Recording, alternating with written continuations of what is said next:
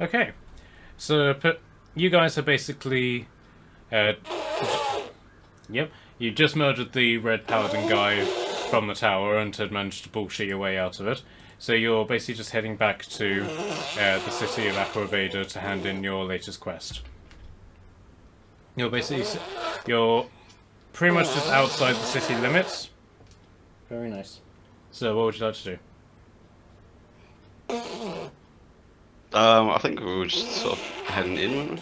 Where do we have to go to collect the bounty? Do we have to go to, like, anywhere in specific, or...? But you basically... The guy who put the bounty up was the captain of the guards, and at the moment, not that you guys know it, he's in the barracks. Okay.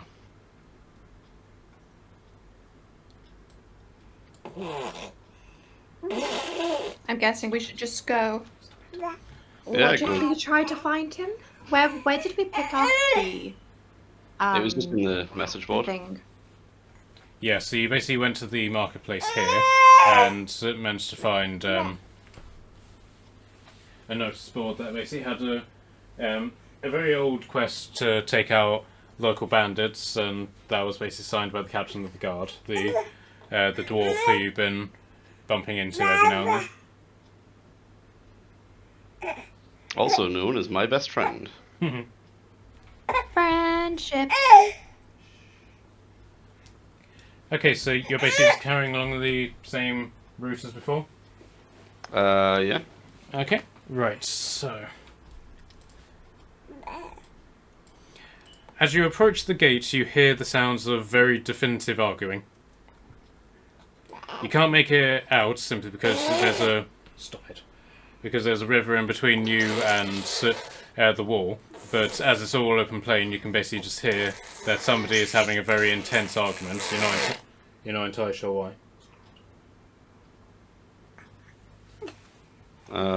Should we approach, I guess? Okay. Yeah. So as you approach the gate, and everything sort of comes into view, you can see that pretty much all of the archers aren't actually looking outwards to the exterior of the area. Most of them are actually on the other side of the wall looking inwards, obviously watching whatever argument is going on. There is one archer, however, who sees you coming and just sort of recognises you from a distance and basically effectively just waves you through the gate. Judging on the competency of these guards, I feel like we should raid this place. Like, Yeah, they did. It's almost like I've so You far deserve been to be very, attacked. yeah, I have so far been very impressed. I can't tell if you're being sarcastic or not. Look, I mean, not right now, but like, I would definitely raid. Like, 10 out of 10 would raid.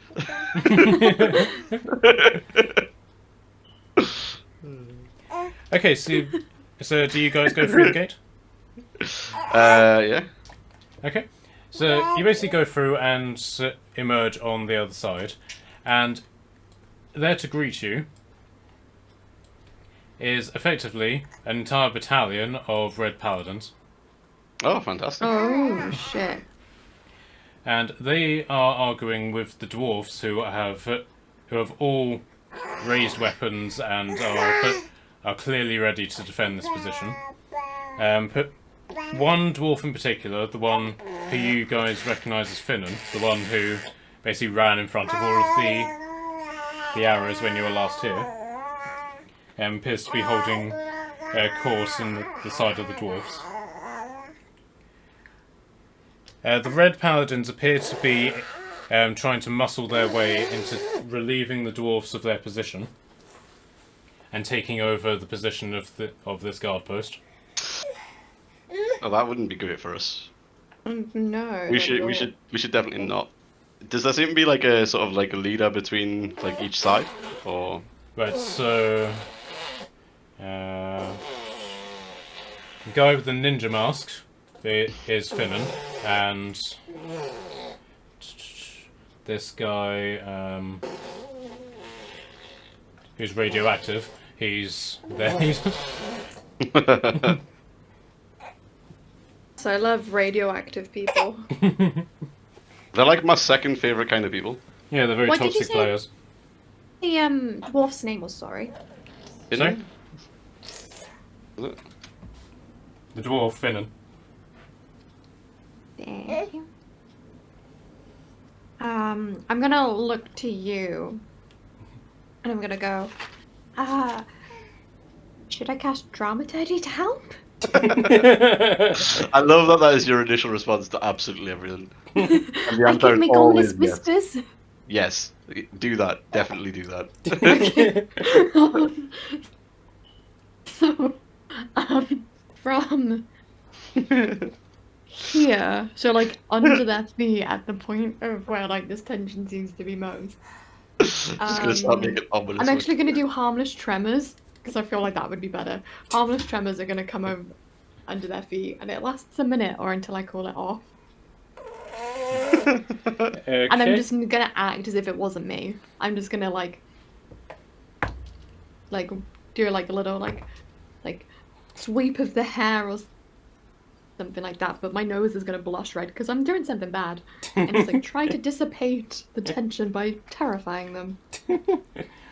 Okay, so radioactive guy appears to takes more notice of the tremors than Finnan does. Finnan doesn't appear to be phased by this at all, to the point that he even takes a sip of his drink while this is happening. And I like this guy. and you can now that you're closer, you can basically hear more aspects of the argument.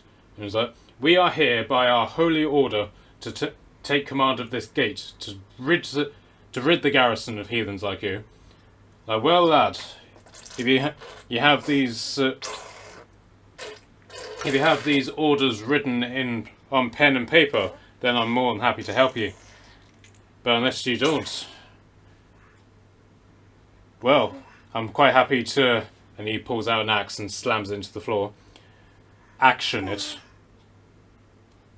Oh, shit. One of the dwarfs near you basically turns to you and they immediately recognise you. And he's don't suppose you'd be free to give us a hand here, would you? I would always be free to deal with these trout lovers. That's Of course, good. and I'm gonna change the trembles is gonna become oh shit. What is it I could make it do? Instead thunder is gonna appear, like rumble really loudly over their heads to quieten them so they can't yell at each other. Okay. I'm going to make you roll an intimidation check for that. Oh shit, I should probably get my dice out. That would have been clever. I also do not have dice out. I have everything else out. I've got like my oh shit, what are they called? Your Carrot Like- sheets? note cards that I've put all my spells on so I can flick through them easier. Like flashcards. Yeah, that's the word. Yeah, I got like Oh, flashcards with all my yeah. spells on. Are they homemade or did you buy them? Homemade. Oh, well, lovely. Like they're just like they're just like different colors for different levels. What am I doing? Intimidate. Oh no, that's I've not gonna never have a been that prepared I have for a minus on them. anything ever. Ooh, a 10 with my intimidate. Big intimidations. Big intimidation. I feel bad about what I'm doing. Unfortunately, radioactive guy doesn't feel particularly intimidated, and he's like, "Behold, my god makes the earth shudder before me. Now step shit, aside, no. heathen." No, what have I done? Oh no. And so, I'm just gonna look at you. I'll just be like, sorry. and radioactive guy basically draws his sword. Oh At the- shit. This We should causes stop this. literally every single dwarf, and there's a substantial amount of them, and the fjord warriors who are with them, all to draw their weapons as well. And Finnan basically says, incredibly calmly, having finished his drink, "Draw if you want, boy. It will be our duty to kill you, and, incidentally, our pleasure." Oh no. Ooh. Can gonna I move do this. something stand beside him. Stupid. Oh, you first. I'm not going to do anything just as of yet, but I'm going to sort of like move to stand beside him and let him know like what. Let it be known that that's the side that I'd be standing on. You just stand there. You just stand over him, just like arms folded and teeth bared. Can I do something stupid? There's Okay. no one else here to stop you, and I fully endorse it. I'm gonna move with you, but I'm gonna try and get in between the two, like hands on their chest, and push them like back. Be like, now, come on, let's talk about this civilly and kindly, without going to violence. Okay. And I'm gonna turn to that paladin. I'm gonna be like, I'm sure your god wouldn't want this. All right. Right. So, Kashan, can you give me intimidation, and Marilla, can you give me a persuasion? Oh goodness, of course.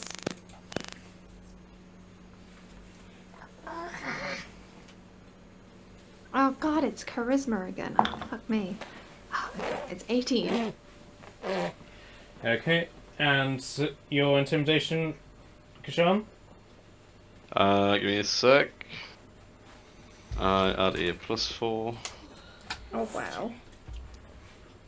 That is a 19. Yeah. Okay. Right. So I'm guessing that's not what you expected us to do. I was actually hoping for you to fight all of them, but still. It might still go back. This is me who doesn't understand negotiations. Okay, so the Red Paladin, who basically looking at this like new entourage that has come through, and also looking to the gate guards, some of whom have also drawn their bows to shoot, eventually steps back. So, you haven't heard the last of this. It's smart. And Finnan basically just folds his arms and is like, oh, I'm very sure we haven't. But please, whenever you feel the need to relieve yourself again, come find me. You know exactly where I'll be. I'll help you with that itch of yours. Finn's cool as fuck. Do I really want to know who relieved themselves? Okay, so you basically just turned up at the east gate and the Red Paladins are trying to take command. And the dwarves have basically just stood their ground. Oh, the red paladins can bite my ass. So Finnan basically turns to to all of you. Is it? Lord? Lady? Biggin? Thanks Wait, for who's who? thanks for your help there, but I will say we had the matter very much in hand. No, you Is didn't. it almost a little bit too much? I find, put these little squabbles somewhat irksome, if you know what I mean. It's been a long time since I've had like a proper challenge. You ever get like that? You did look as if you were about to slit their throats open, and that might not have been a good look for everyone. Hey, you'd be surprised. There's a lot of money in throat slitting, but it's a very, very, very lucrative business, if you get my meaning. I think he secretly kills people. He's not lying. Can be lucrative. But there is one addendum that I would make to that. But the king wants us to use these big words now. But fuck it. But but my lizard friend in the barrel. Yes. There is nothing secret about it. I and my brothers in arms, we are killers. 'Tis what we are here for. And it does pay very well, particularly when killing Englishmen. Do you get paid extra if you eat them? Oh, I don't eat Englishmen. Get indigestion. I'm Irish, you see. Okay. Sorry, did you want some? No, I'm good. But anyway, you guys look like you've been through hell and back. I take it your mission was successful? Indeed. Aye, well, you'd be wanting to find the captain. He's up at the barracks trying to get some more arms and supplies. Why would somebody want extra arms? Well, extra arms are really good in certain situations. You could hold, and he holds up his axes. More axes, for example. Damn, I wish I could hold more axes. That's what teeth and claws are for. 100%. I was 100% expecting Frank to turn up then and say something very rude. That was a frank opportunity for It was. if ever I've seen one. And Don't jinx it. Frank then appears. What did I miss? Traffic was horrendous. They were all queuing for fuel for some reason. Oh, too soon, too soon. Right, what did I miss? Did someone say something inappropriate? Arms. No one but you could do that, dear. Oh, that's a missed opportunity. Bye then.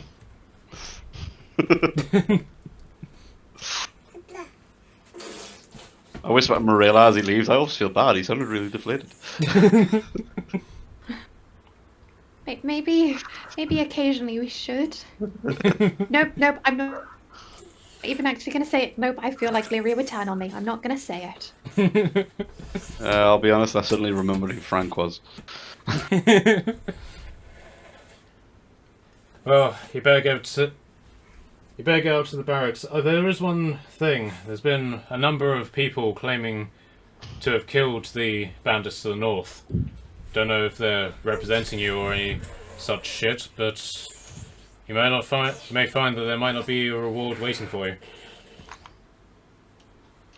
Well, I have the axe of a bandit that says there should be one. Axes do have a way of conveying truth, don't they? But anyway, Especially like convey truth towards those paladins. True.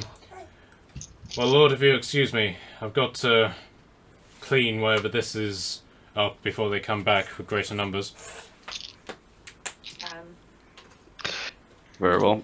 Okay. Okay, so you're basically at the gate here, and you guys basically need to go to the main barracks. So, do you just want to make the journey up there? Either way, you're going to have to cross the toll bridge. I was going to say, is that bridge going to try and charge me across the damn bridge again? Unfortunately, yes. Unless you can bullshit your way across.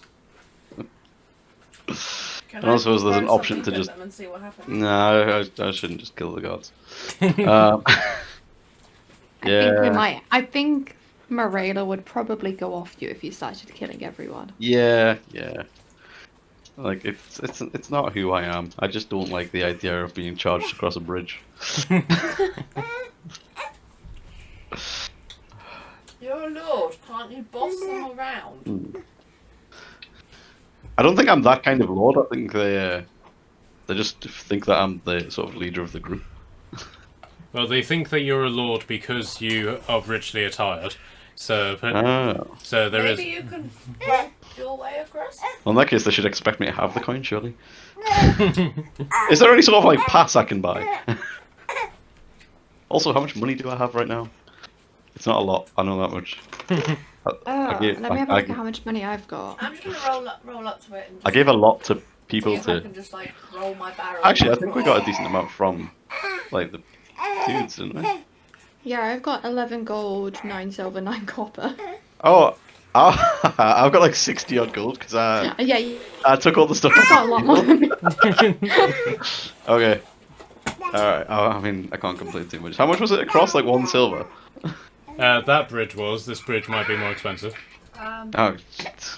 Is it more expensive because I just realised I had 61 gold? No, it's more expensive because it's leading to the barracks and this guy may or may not be a dick. Oh. Can I hope he's not a dick. I happen to be friends with the captain of the guard. hand my barrel across and like sneak in? Now Steve's asking, do you guys want to try and sneak past them? I'm gonna just try sneak I mean, I'm not going to try and sneak past. But, I'll hear what he has to say first. Alright, the lizard just walked past him. My stealth is 24. Stealth it. Be careful. Sorry. My ice has fallen off my desk. Oh, come here, you. You are a hazard.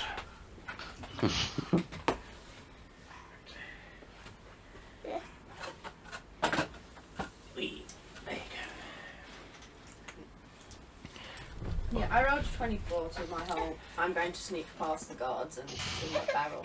Okay, so you basically so I take it you just like tuck yourself in and just let yourself roll down, roll across the bridge. Like Yeah, and barrel the guard just fully accepts as a barrel just rolling past him. I think that's clearly what's happening. As I roll across, does that attract any of the guards away from the thing so that others can run across? It does actually. But one of the guards basically just shouts out, "Look, you go get that barrel." Was that? Why should I guess it? You're it's closest to you. Was that? Why is there a barrel in the middle of the bridge anyway? How the hell should I know? Oh, there might be alcohol in there, and both of them basically converge on the barrel. But technically, I go across the bridge. Yeah, you're across the bridge. So There you go, I'm over here. so technically, this guy is no longer at his post. I will take it upon myself I'm to gonna wander sit with over. a jar. I have actually ironically got a cup of beer in my inventory for some reason. And I'm just gonna like balance it on my head so when they open the top, they see a cup of beer. Give me a Are you performance just check. walking past? Are you not leaving any money? Natural 20! Okay, so Do that again if I tried. I'm fully making use of this advantage and just walking straight across this bridge. At their post, is there like a stool or anything that they're like would have been sat on, or like anything to mark where they should be? There isn't a stool because this is a standing position. However, he has left his shield behind. Okay, I'm gonna take out 3 copper. No, 3 silver even. Because that's what I think we paid each. Wait, how many of us are there? Shit. There's like Right. 5 of us. 5. Okay, I'll take 5 silver out and I'm gonna put it in a little pouch. I and then, technically like, tie paid him it. in beer, so. I'm gonna tie it to like the back of their like the guy's shield. He'll be very happy when he comes back.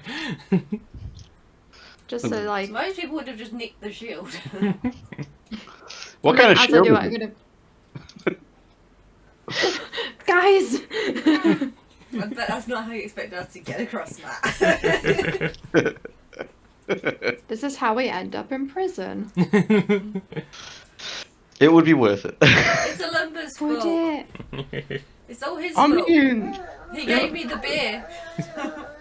that depends. Doesn't that get to keep a barrel if we get locked in prison? Not for the time when you're in prison, but you will get the barrel back when you come out.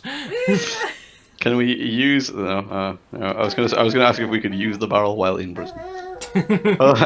How well do you think the same trick would work twice? I was gonna say this isn't the I can't Hobbit. believe I did that. Rolled the natural 20 twice. So even with the cup of beer on my head that they came and took, they believe I'm a barrel of beer. So as you go past these guards who are now bickering over this single cup of beer, and they're basically saying, "Look, should we tell anybody about this?" Like, no, this is our beer. Well, my beer. No, it's my beer. My beer. My beer. My beer. Gimme. I'm going to leave them holding the cup and just like follow everyone else. Barrel just walks away from the situation.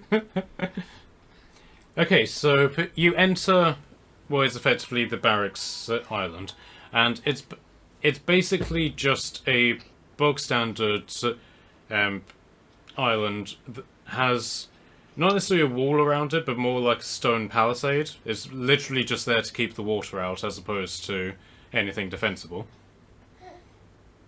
But the place is absolutely filthy. It's supposed to be brick, but there's like dust and mud literally everywhere. This place hasn't been kept in a good condition.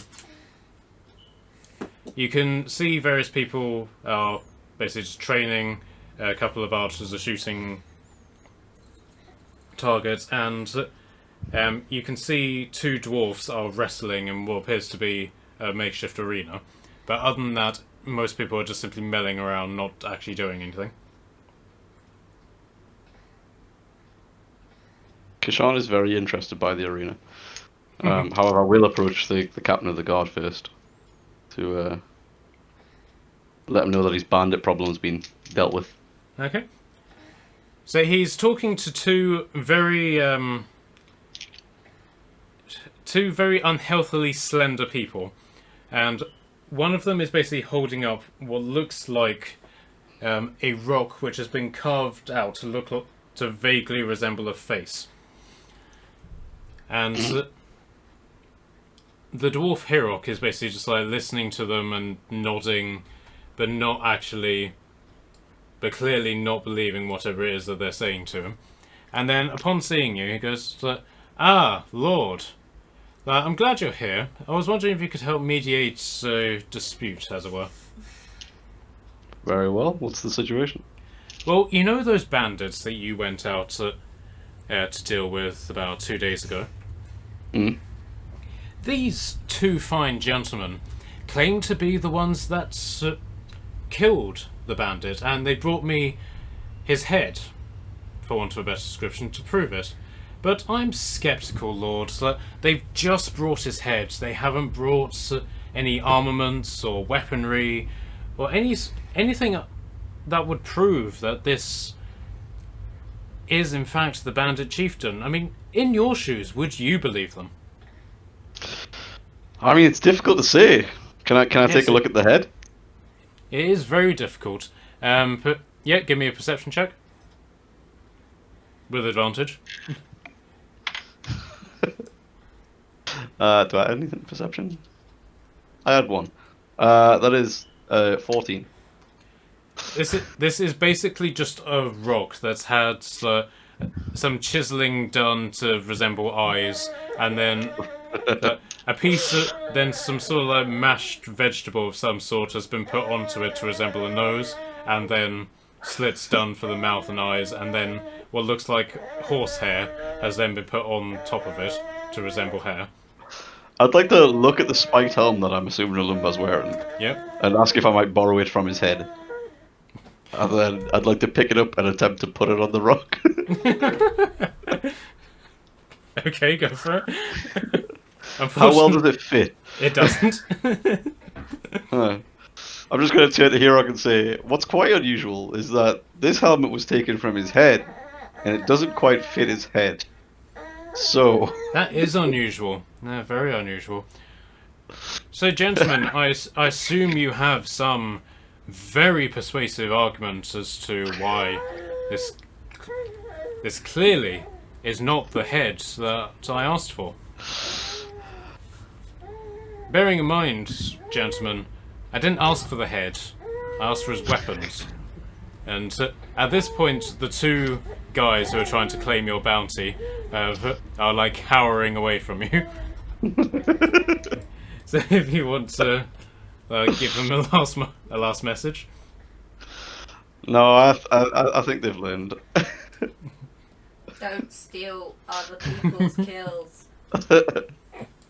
So with that, they both make a hasty escape, leaving the rock behind. Can I take the rock? No, I'm not. I'm joking. I'll just leave the rock. Oh, that was entertaining. You wouldn't believe that that's the third time that's happened today. The third time with a rock, or? Well, not necessarily with a rock, but people trying to claim the death of the bandit leader, which I assume you are responsible for. Oh yeah, that tracks. As you can see, my orc leader currently wearing his helm. No, that is true, very true. And I also see you have his axe, and is that his chainmail? He says to Olumba, and Olumba basically just holds it up and nods.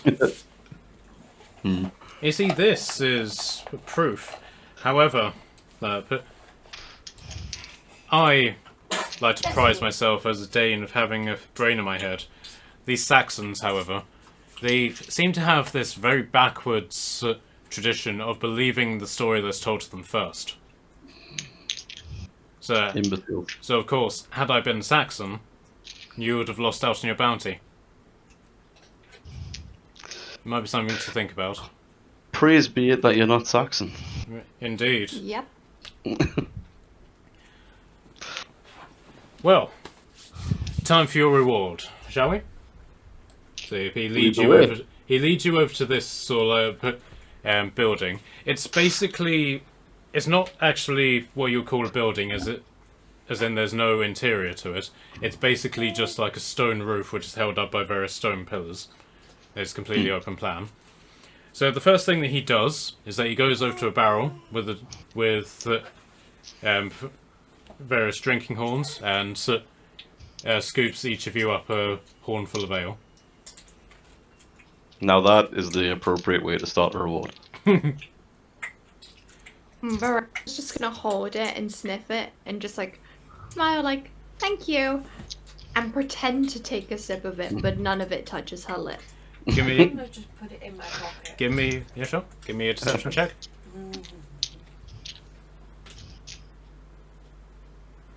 Only claim I didn't get one. Marilla, Sorry, what was that? can you give me a deception check? Oh no. How wrong is this gonna go? Jen. God damn it, it's a charisma one. You just hear this voice in your head. Maybe it's the DM telling you should up your charisma level. I definitely will be when I next level up. That's a 6. See, he looks at you somewhat sympathetically and is like, is ale not to your keeping, sister? I don't drink, but thank you. I'm pretty sure Lyria. They will enjoy the offering, though. Thank you. Well, I perhaps. fully down my horn of ale and take the horn from Marilla. I was gonna say, I just So she doesn't pass have it to you. She doesn't have to pretend that she's Give me a deception check. If I get another nat 20. I think my deception is terrible, I think. Yeah, bear in mind that she's using the D&D Beyond dice to get like. No. risky.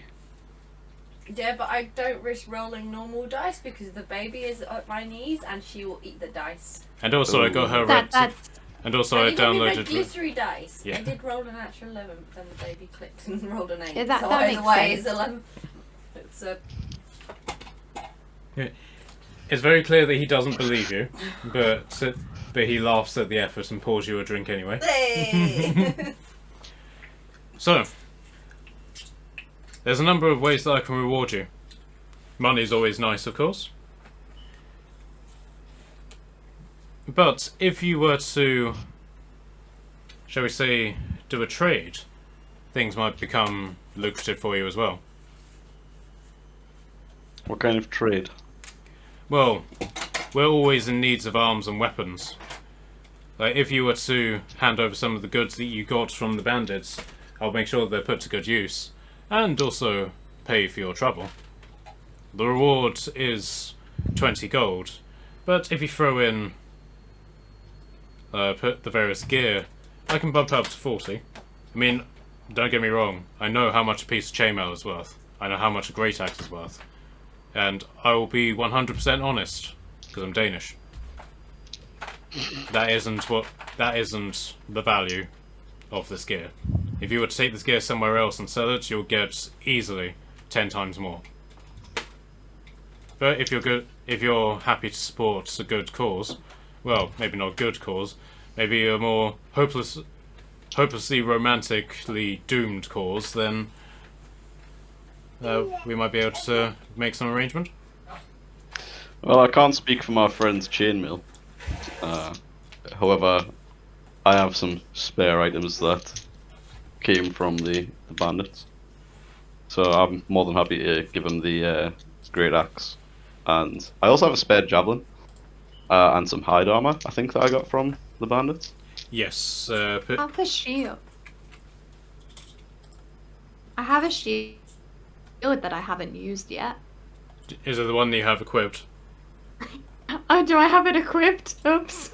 I have a random long sword of Yeah, wood. did you not use that to run through the... Yeah, you used Rain? it to save yourself Oh from the yeah, rain. I did. Oh yeah, never mind. I'll keep it. Yeah, I've got a spare javelin, great axe, and hide armor. He's more than welcome to. I thank you. I seem to be flush with gold right now.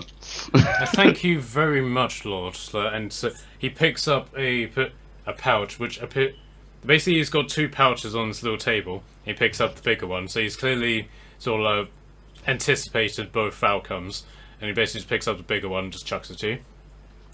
To your health, good Lord. And he downs his horn. To yours too. I'll down it back. So tell me, Lord, where does the smell of blood take you next? Well, you seem to have that issue in the sewers that needs to be dealing with. Ugh. But I will say, I'm interested in this fighting ring you seem to have going on. Oh, you like it? This is something that me and my men brought with us whenever we joined here. Would you be interested in participating, or just simply observing? Are there any rules to participate in? Not making a mess. I mean, I could participate. I'm not particularly fond of seeing my men die in the arena, but you know, it brings the bets in. So, I mean, if you can try to refrain from killing people, that would, you know, help, I suppose. I can refrain from killing people. I could heal people after a fight. Healing's always good.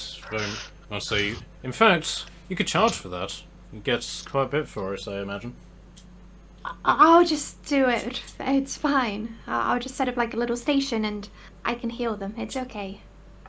I'm going to whisper to Tormund to arrange to take some payment from the people that she heals. She nods. Oh no! Oh. I'm the barrel. I'm the chair, and I'm just gonna pickpocket them when they sit down. My arm's just gonna come out the little hole and just take something. And hide it in the barrel. I mean, maybe don't pickpocket them, but like, you know, make them give you a silver for it. Yeah. Give me a silver and I won't bite you in the arse. That healing that she just done for you. I'm going to take it away. I mean, yeah, I'd be fully interested in participating in that. Well, at the moment, 2 of my men are... Well, it's not necessarily a match, it's more just a... Well, let's just say one spoke about the other's woman in a slightly less vulgar way than is acceptable, so they're now fighting over it. I mean, I'll take a step over and spectate, I guess. Okay, so basically there are 2 dwarves basically fighting in this little... It's more like a pen as opposed to like an arena. But they're fighting in a fist fight as opposed to using weapons. And you can tell, judging by how exhausted both of them are, that they appear to have been doing this for quite a while.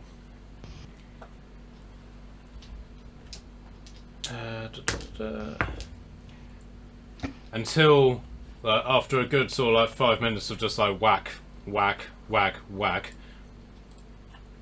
this one finally keels over and flops onto the floor, his face a bloodied mess. The other one raises his arm, his face a bloody mess as well, and immediately goes over to this little corner here where a tankard of ale is, and he just he downs half of it and then just splashes the rest of it over his head to try and wash away the blood out of his eyes.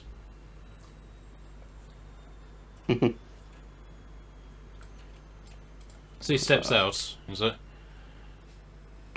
"Greetings, Lord. You wouldn't happen to be my next opponent, would you?" You fight well.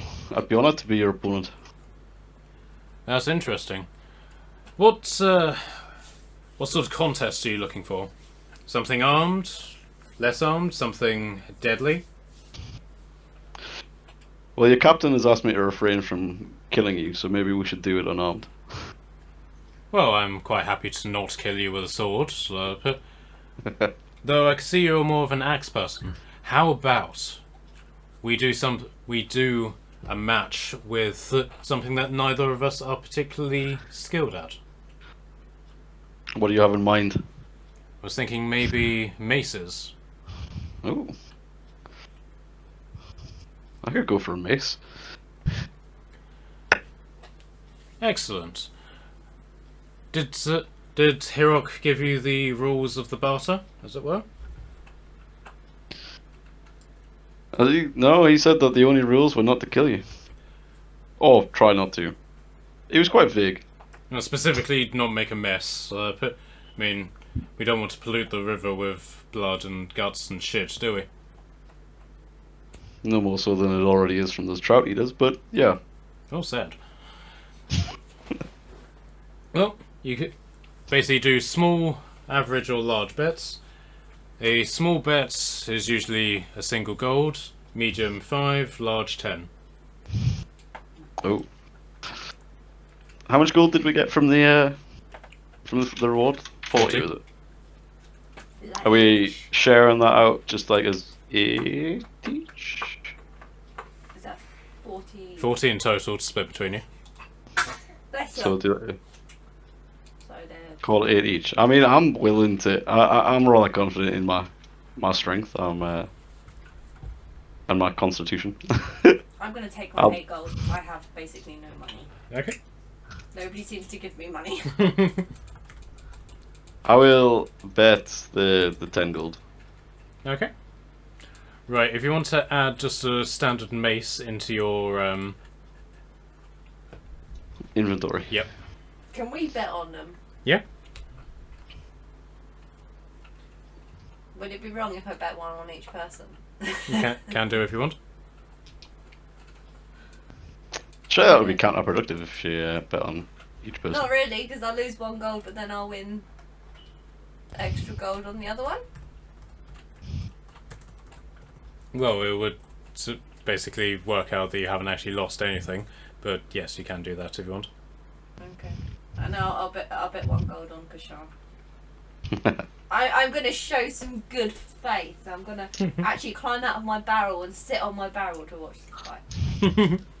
I bet 1 gold on Kashan. Where did I put my pen? I don't know, but I have a pen here. But then the baby stole it, just like my notebook. I think she stole my pen as well.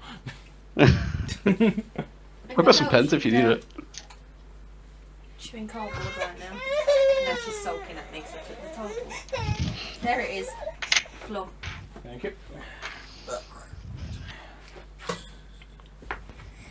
Okay, so Kashan has done 5 gold. I thought you did 10 gold. Oh, sorry, 10 gold, yeah?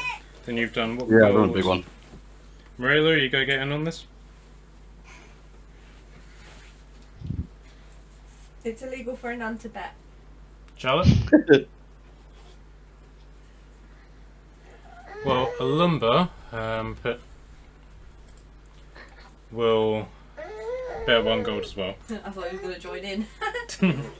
Hello. Sorry, I didn't realise my microphone had come detached slightly from my laptop. Can I go over to Kashan instead of betting? I'm gonna go over to him and I'm gonna pat him on the back and be like, we all believe in you. And oh shit, how am I gonna do this without getting caught? As I pat him on the back, I will have put a sprinkle of holy water on my hand, and I'm going to cast Bless on him. So every saving throw or attack roll, you get to add a d4 to it. So you get to roll an extra d4 on attack rolls and saving throws to add to your total. Oh. And it's Hey. concentration, so then I'm just going to like go back, smile, and I'm just going to stand quietly and watch. I mean, alright, yeah. I'll What could go wrong? Alright, so he sort of just beckons you into the arena. I will take my place. Is this guy just out for the count? Like, is someone... He's basically just been dragged into the corner and just dumped there. Oh shit, I should have healed him first. Is he like dead? Shall I like notion to Marilla to be like, do you wanna get... Yeah, but I'm doing a concentrate spell. I can't. Oh, okay. You can No, Yeah, you can do spells, just not another concentrate spell. Okay, can I see if they're alive? Yeah, you can see First that he's of all. alive. He is breathing and groaning every now and then. Is he at 0 HP or is he like just dying I'll say 1 slightly? HP for the mechanics of the game. Okay. So, I will cast Cure Wounds on him. Which, oh shit, 6 HP for them. Okay. Right. So. I'm gonna be like, there you go. Drink some water and maybe don't fight for a little bit. Okay, so Hirok basically comes over and is like, so we found ourselves our next cock match. Are all bets placed? He says to the dwarf next to him. The dwarf nods, holding up this bowl where you put all of your gold into. Hirok basically gives a very appreciative nod. Is it? Very well. No more bets, please. Now in this corner, we have Ivar Gunnarsson. And in this corner, Lord... And he pauses. I don't actually know what your name is, Lord. I'll just call you Lord. Lord. Call me Kashan, Hirok. Very well, Lord Kashan. The dragon. Gentlemen, begin. If you will give me your initiative. So, 18. Ironically, exactly the same as him. Oh, Olaf, already. Alright, 9 on his second roll. I got 12. Okay. I'm glad he went last. Okay, so your move.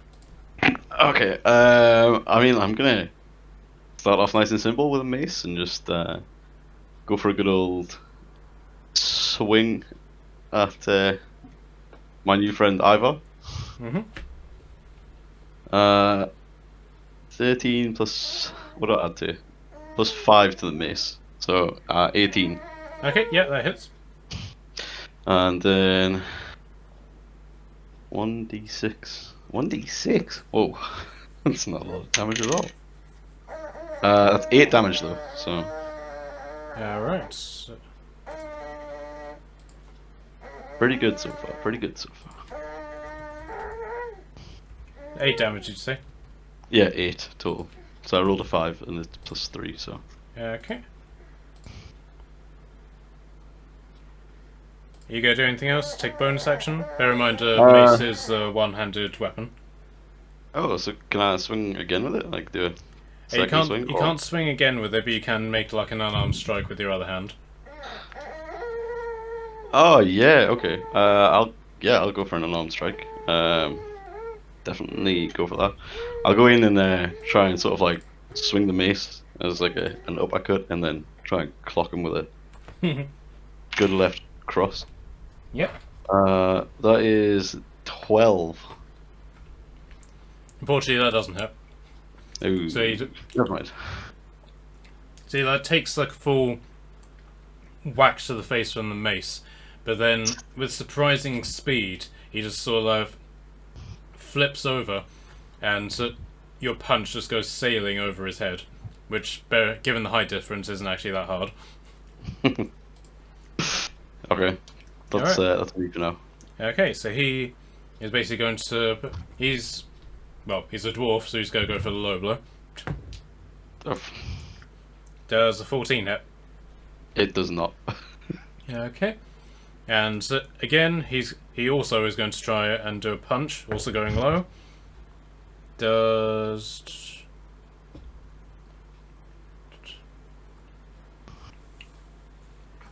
an 18 hit? 18 does not. Ooh.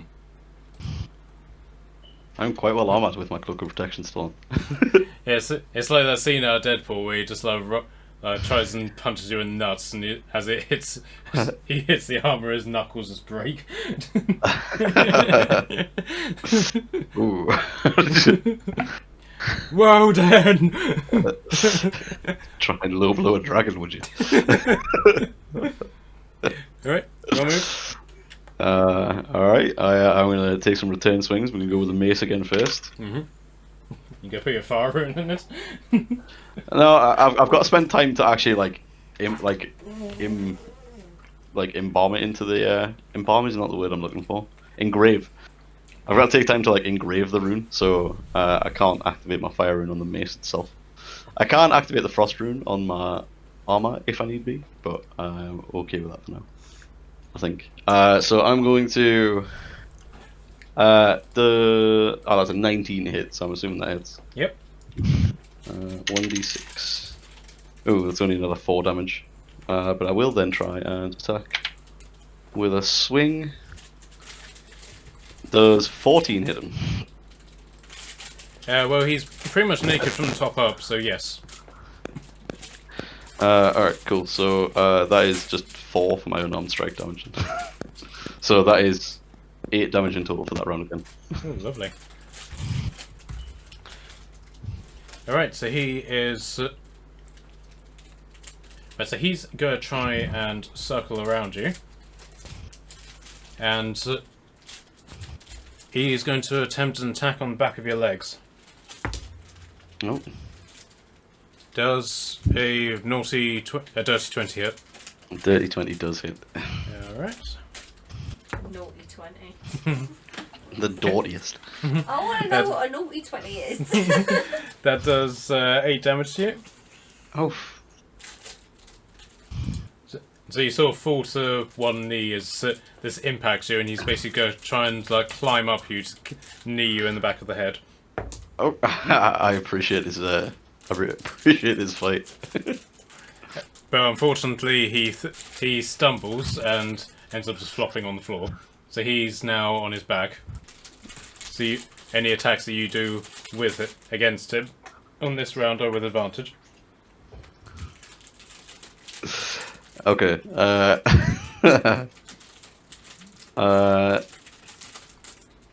Right. I am aiming not to sort of. Actually, I can do that with a short rest. Okay. Screw it. I'm just gonna be not happy that I've dropped to a knee. I'm gonna take a swing at this dude with a mace. Jesus Christ! I rolled 2 5s. Sorry, so I managed to miss him with the mace on the first attack. Try and swing at him with my fist. That is a 16 plus 5, so yeah, I'm assuming that hits. Yep. So that's 4 damage, and then I'm going to action search. Yep. I'm going to try it again. Alright, that is a 23 with the mace that time. Yep. And a big... Oh, so 4 plus... What do I get? Plus 3. Alright, so 7 damage from the mace. Alright. And then again. And then I got a 21 with my unarmed strike. So 8 plus 7. 15 damage? So you did 8 damage with the punch, did you say? Well, I hit him with both the unarmed strikes, so that's 8 in total. Okay. And then I hit him for 7 with the mace. Okay. So 15 total. Okay. So he's basically just going to roll back and go against the wall. Basically use it to propel himself forward, and while he's in the air, he's going to make his strike against you. Ooh. Does 17 hit? 17 does not. Okay, so you basically just effortlessly dodge, and he goes past you and just rolls to a stop. So he recovers quickly and attempts another punch move against you. Again, jumping. And I'm guessing a 15 doesn't hit. No. Alright. Man goes for the Superman punch and sidestep him. Alright, your turn. Alright, I mean, I feel like I've damaged this guy a lot, but he seems hardier than I expected. Given that he's just had like an hour-long fist fight with the other guy. Yeah, like dude is scrapping. I did a 19 to hit with the mace. So my 1d6, man. Oh, that is 8 damage from the mace though. So that's not bad at all. This dice is going well for us, so I'm going to go with this one again. That is a 21 to hit with the unarmed strike. Mm-hmm. So 12 damage in total for the round. Do you always do 4 damage with your unarmed strikes? That's what it says. It's just got a flat 4 bludgeoning damage to the side of it. Yeah, it's basically, I think it's 1 plus your strength modifier or something like that. Yeah, that tracks. Mm-hmm. So I've got +3 for my strength. Okay. So he is going to attempt another hit against you. Okay, that failed very dramatically. So it's like he actually hits you, but your armor takes us so much it bounces back. Smacks him in the face. Okay, but that's his unarmed strike to hit you. So again, he goes for the cock blow, and he does 4 damage as well. Ow! Alright, your turn. Alright. I'm not happy about being punched in the dick. More than once. Alright,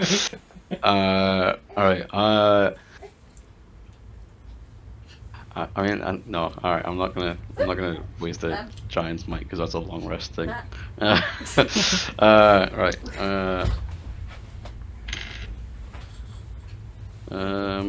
okay, I'm very clearly winded by the by the punch to the dick because I rolled 9 and I rolled 7. So I can say, are you using the extra d4 that you can use? ooh, I mean I don't imagine that's gonna help for the 9 and the 7. But The 9 will. the 9 will. I rolled a 3 on my d4, so that's 12. Does 12 hit him? Yep. Ooh! Alright, okay. Well, that was the first roll, so mace time. And I rolled a 1, so that's 4 damage. And that's with your mace, yep? Yep. I'm gonna say it was with the mace. Okay. With that, you actually knock out several of his teeth. Oh, it's clean across the jaw. But he doesn't seem particularly bothered by that, to the point that he actually reaches into his mouth and pulls out another one and just flicks it onto the floor. He's still standing. How does this guy look? Like, does he look? Like, I mean, I've just knocked a bunch of his teeth out, but does he look? This guy is completely unidentifiable because his face is just such a bloody mess, but yet he's still coming. Alright, jeez, alright. Well met, Ivor. Is that what he sounds like? Okay. Right, so his mace attack, 17 doesn't hit, does it? Does not. Okay, and this time he's going to try and headbutt your nuts, Sounds like one and that misses as well. I don't appreciate being headbutted towards the nuts, I'll be honest. Well, bear in mind that's as high as he can reach. That doesn't make it better. Alright, okay. Back and forth. This is taking a lot more than I thought it was going to be taken, but you know, what if? It is what it is. Let's go. Oh hell! I nearly threw my dice away. Okay, that is an 18 on the mace. Yep, hit. that hits. That's 5 damage on the mace. Yep. And then that is a 15 on the unarmed strike. Yep, it hits. So that's another 4. Okay, and with that, so it's like one of those where you punch him, he comes back from it, laughs, and then midway through laughing, then falls unconscious. I love that. Alright, I raise my arms in victory. Let out a roar. And Hirok basically starts applauding, and all of the soldiers and dwarfs around you all starts applauding as well. It's not necessarily like where you'll get with a standing ovation, it's more just like a... Alright, good fight, good show. I don't think they were impressed. So it seems, gentlemen, we have ourselves a new champion. Where's my money? Do I hear any challenges? Nobody around seems particularly keen on taking you on. I will meet any challenger at any time. I thank you for the opportunity to fight in your arena. Can you pay us now? No, lizard's right. Or barrel. Which one of you actually talks? Is it the barrel or the lizard?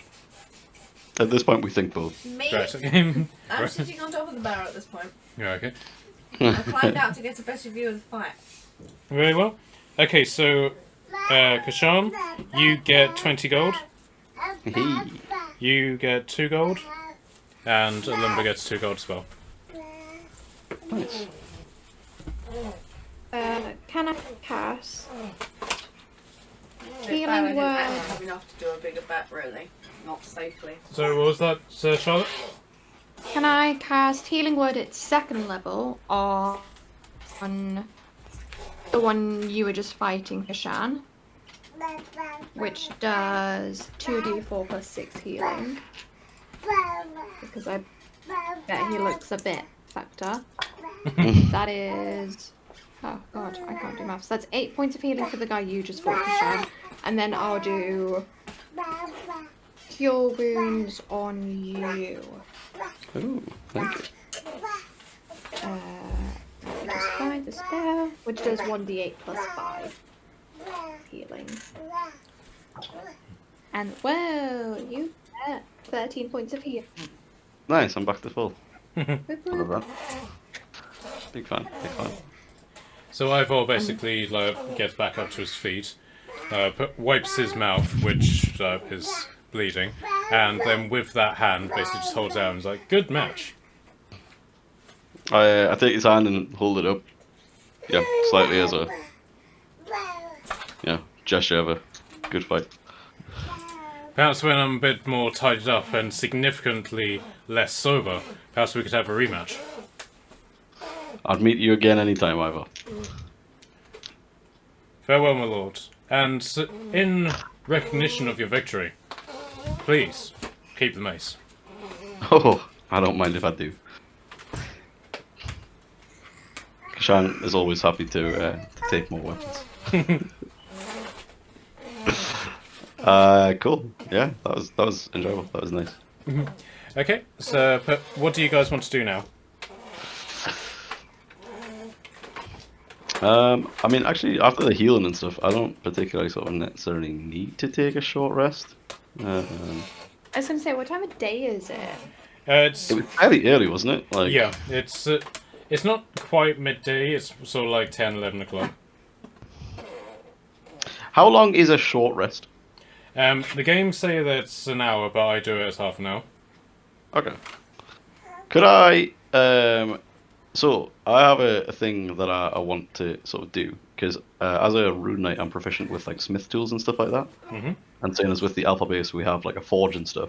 Mhm. I'd like to maybe sort of learn some sort of like forge craft. So could I take a short rest in, like sort of looking in at either the elf or the orc, or potentially like maybe like a little bit of time with both of them as they're forging the equipment that I'm having them Yeah. commissioned. But each different race will have a different way of doing things, so it really depends on which sort of skill set you want to go Well, into. I have this thing in my mind that I want to potentially try and sort of like be reinforcing, like some of the like I want to do a thing with like the spiked helm that a lumber has and like make that sharper if I can. Okay. So maybe like the elf, because he was working on like the spear for us, wasn't he? Yes. So he was looking at like more stabby things. So I think maybe more specifically that. I don't see myself as being much of a armor Seriously, tinkerer. I am. Okay. What is up with you, child? Right. So So yeah, like mechanically, if I can take a short rest while learning a bit of You are a walking health Yeah, hazard. sure. a bit of craft. yeah, sure. So Minus the walking bit. you can basically just make your way over to the elven smith, and he basically just greets you and says, "Oh lord, I'm afraid your spear isn't quite ready yet, but rest assured, I'm definitely working on it." I appreciate your candor. my friend. I was hoping to actually observe you for a little bit. Observe, my lord. I'd like to practice my own craft eventually. I would like to see how smiths work with this metal that I have some I see. quantity of. Well, unfortunately, I don't have anywhere for you to sit, Lord. As you can see, my smith's shop, for want of a better word, is somewhat limited. But feel free to linger of any way you can get a good view. I think for like I'm more than happy to linger, and I'll just sort of like rest on the top of my great axe. Like have my arms kind of like resting on the top of it as I observe in speculation. Okay, right. So you're doing this for one short rest. Can you roll me? Can you roll me a d6, please? Yeah. Plus your proficiency bonus. Plus my proficiency. Okay. That is 5. In total, yeah? Yeah. Okay. Oh, yep. Yeah, plus 2 proficiency, rolled a 3. Okay. Can you make a note of that number, please? Okay. Okay. So you spend half an hour just observing the smith do his thing. You notice quite specifically that this guy seems to, whenever he puts, red hot, metals into the water, not only does he use water that has a layer of ice over it, he also puts them into water that has a certain flammable liquid in it as well. So effectively he's doing his steel in both fire and ice, as it were. Oh. But aside from that, he doesn't necessarily give you any tuition, because he's just letting you observe him, as opposed to giving you like a lesson or anything like that. Yeah. Okay. Cool. So after the half hour is up, he basically turns to you and says, "So, lords, where are you headed?" Down into the sewers to deal with whatever creature is down there. Oh, you mean the water demons that the plumbers guild are continuously complaining about? That would be the ones, I imagine. Although the description outside of the job is very sort of vague. You probably find that most humans are quite vague in that regard. And he turns to Turek. "No offence, my martial arts brother, but unfortunately it is the truth. I know little of the actual event, but my dwelling is near one of the sewer entrances, and I can tell you that what it is, there is definitely something down there. As to what, I can't tell, but I can tell you there are multiple of them." That's good to know. I appreciate the advice. But you'll find entrances to the sewers pretty much on every street, so it shouldn't be too hard for you to get down there. I will advise you, lords. They're not exactly keen on, shall we say, being able to walk properly down there. You may find yourself at something of a disadvantage. Oh, what curious phrasing. I wonder whatever it could mean. Marilla, have you any insight? Stand still and don't move. Yeah. Is the little You're tall. disadvantage? You'll struggle. Oh, gosh. I would shrink you. I don't have that sort of power. Please do not shrink me.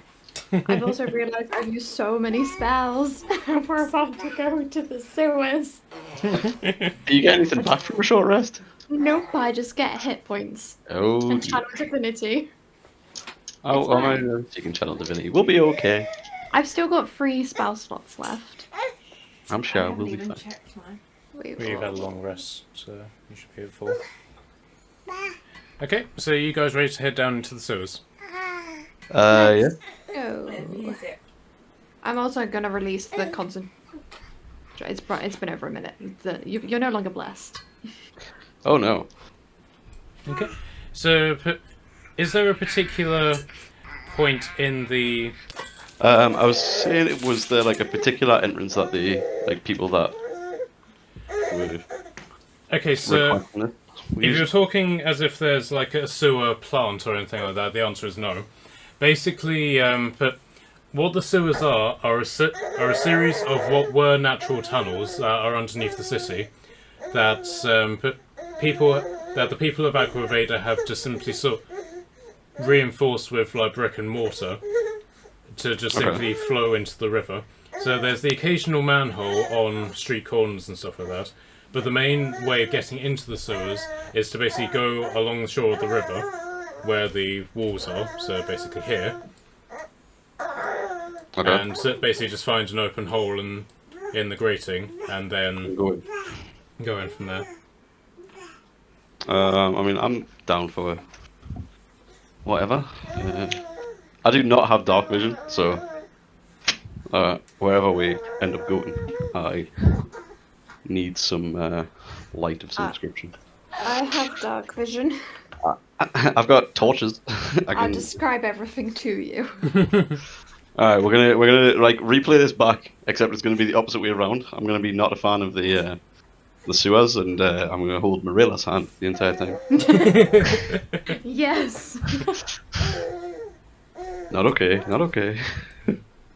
It's fine. It just smells Why really don't bad. we just take the Something moved. Something touched me. It was my cloak. It's fine. Calm down. Calm down. That wasn't your cloak, darling.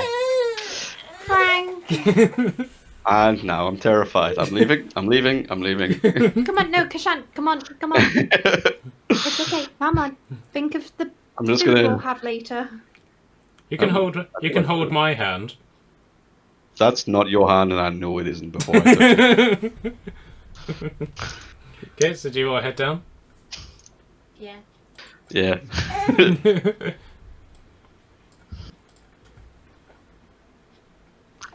Okay, so again, this is dynamic lighting settings, so can you guys tell me what you see? A little bit. I can see Marilla. Oh, there we are. I have a lumber. Literally, I can see Marilla and with me. these 4 squares that pretty much perfectly get covered by this ping. I Okay. can see the 4 squares and like around the corners a bit. Right, bear with me Right. one moment, because the lumber's token got deleted, so I need to put back... I've got a lumber. Ooh. yeah, I put it back on, but I now need to put his night vision back on. Oh, this is Oh, so my. cool. Dynamic lighting is epic. I am hella impressed. I think they're saying that like she wants more of that. I'm affected by his lighting by the looks of it. Because mine, as he's moving, mine's lighting up more. Okay. To a degree. Okay, right, so a lumber who has dark vision basically comes down from an alternative stairway. With You me, Oh. by the looks of it. Yeah, you two seem to have like split up on the... Turok's over here by himself. I assume we went from like a grate, like just grates that were side by side. Yeah, pretty much. Cool. I can't take Turok's token with me. Don't worry, I'll do it. Okay, so you emerge in these tunnels, and they're not necessarily flooded to the point that you're drowning or anything like that, but you're basically up to your waist in water. So if you can all mark off 1 level of exhaustion. Why? Where's that? Where do we do that? That is a good question, actually. Right, where it says conditions, It's under conditions, add active conditions. Okay, active conditions. and then just click exhaustion level 1. Okay. Oh, Oh no. what does exhaustion do? Okay, so basically exhaustion goes up depending... The effects of exhaustion basically go up right up until the point where you basically die. Yay. Right. So at the moment, like, at exhaustion level 1, you have disadvantage on ability checks. Okay. Exhaustion 2, your speed is halved. Exhaustion 3, you have disadvantage on literally everything. Exhaustion 4, you have half health. Exhaustion 5, you're reduced to 0, and exhaustion 6, you die. Ah. Wonderful. Do I have to go in the water? If Tormund is floating in the barrel, does she get affected by exhaustion? Unfortunately, she has to float in the barrel because if she doesn't, she's underwater. How tall is she? 3'4". Oh, damn. This is quite high water. How clean is this water? Not at all. Oh, gosh. So it's either me float on a barrel or I'm sitting on someone's shoulders. And I don't think you want to go to a fight with me on your shoulders. I might set you on fire. Yeah, that would be like an amazing sort of like Go throw a javelin, you accidentally throw the wizard. Yeah, it would be like those like pets that you can get in like video games and stuff. Where you just have like a fire-breathing lizard just sitting on your shoulder. I mean, I am resistant to fire. I'm not opposed to carrying the wizard. Oh, the lizard is opposed to being carried. Okay, so What if we found you some good meat? Would you do it then? For a piece of meat, maybe. You just put like a piece of meat on the lumber's head. It's gonna sit on a lumber's head. In hindsight, I recognise that I could probably be bitten by the lizard, and I'm not going to carry that. No, I'm just sitting on a lumber's head. No. Okay, so you're in effectively a pitch black area, which is only lit by the fact that you all have your torches out.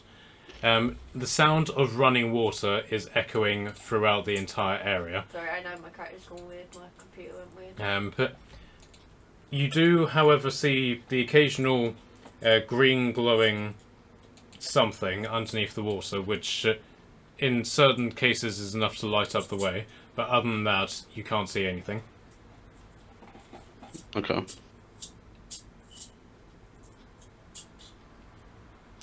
And we have no indication of sort of like where we're going out, do we? No, not at the moment.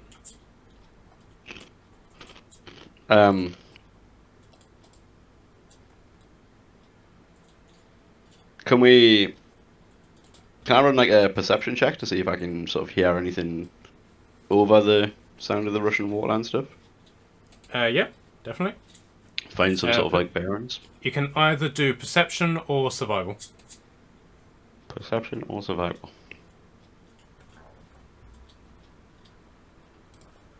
I will do perception because I have -1 to survival.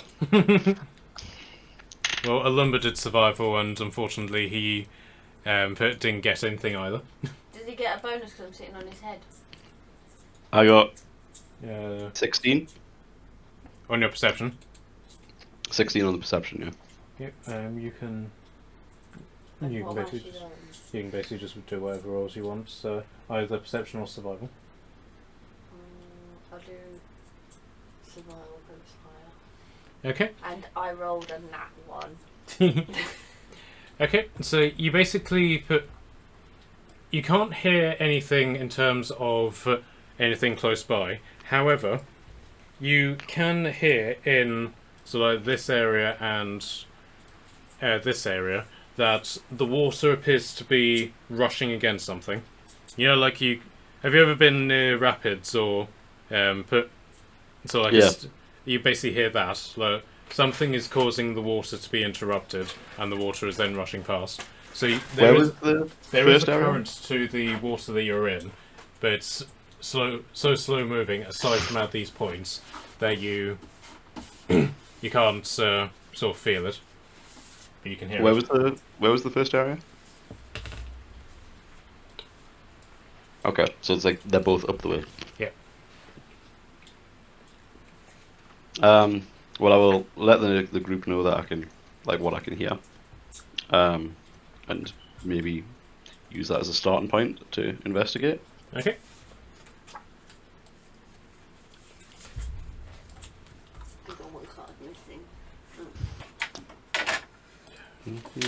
I still can't get Lumber's thing right. I keep forgetting That's how fine. to do If dim I'm light. sitting on his head and he's not here, do you want to take his token off and just use mine? Well, Because I'm basically sitting on his head. But he's also being used as character. I'll turn off his bright light for now. But obviously I'm looking at him, so I'll be able to see what's what. Okay, so as you sort of like journey through the mug, you see that in this sort of central area here, but there's a series of grates where water is flowing down into a lower level, whether that's a natural formation or something designed you can't see, because the grates are literally like finger span apart. Okay. And you can also see that further up, you can see that there's a massive... two massive rocks have fallen into the water. And they are what's causing the rushing noises as the water is going past them. Oh, Do they look like normal rocks? Yeah, but they seem strangely sharpened, but they don't just appear to be like the average piece of like debris or anything like that. But they do seem fairly normal. They're not like the knife rain or anything like that. do they look like they've been like put there on purpose, or? But give me a perception check on that. Either perception or insight. Perception or insight, you say? Mm-hmm. Did you find It is definitely going to be perception again. Did you find it? This time we got a 13. Okay.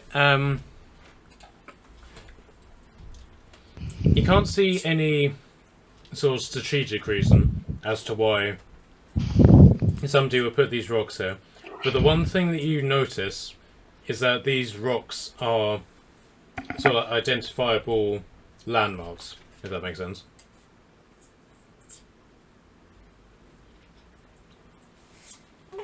So somebody who's exploring in the dark can say, okay, I passed that rock that is in the water. I know that I've been here before. Okay, so it's to like a mark, like a marker kind of thing. Pretty much, yeah. Okay. As you step into this area, you hear sort of echoing around the area a very low but quite loud growl. Growl, you say? I am definitely inclined to find out what is growling. Okay. The growling is coming from this direction. 2 seconds.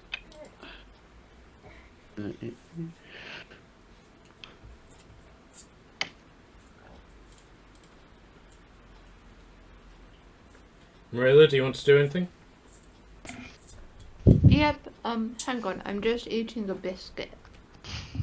I'm eating a chocolate cake, so... Oddly, that is exactly what she wanted to do as well. Both in game Eat a and out. chocolate cake in the sewer.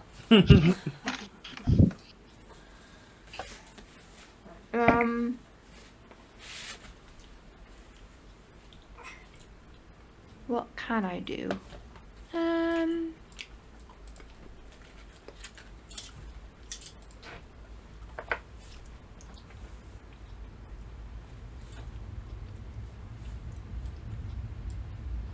don't know what to do.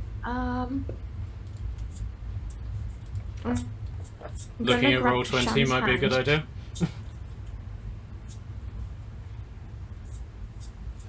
Yeah, roll a perception check to see with my dark vision if I can identify what might be that noise? Well, you can sit. I won't make you roll for it. You can. Or move? I don't mind leading the way because I've got dark vision. If you have a look at roll 20 first before you make a decision. Oh, I understand. I was looking. Yes. Okay.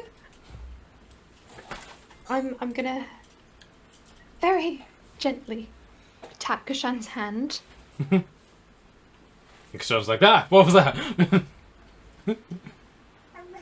And we're like, guys,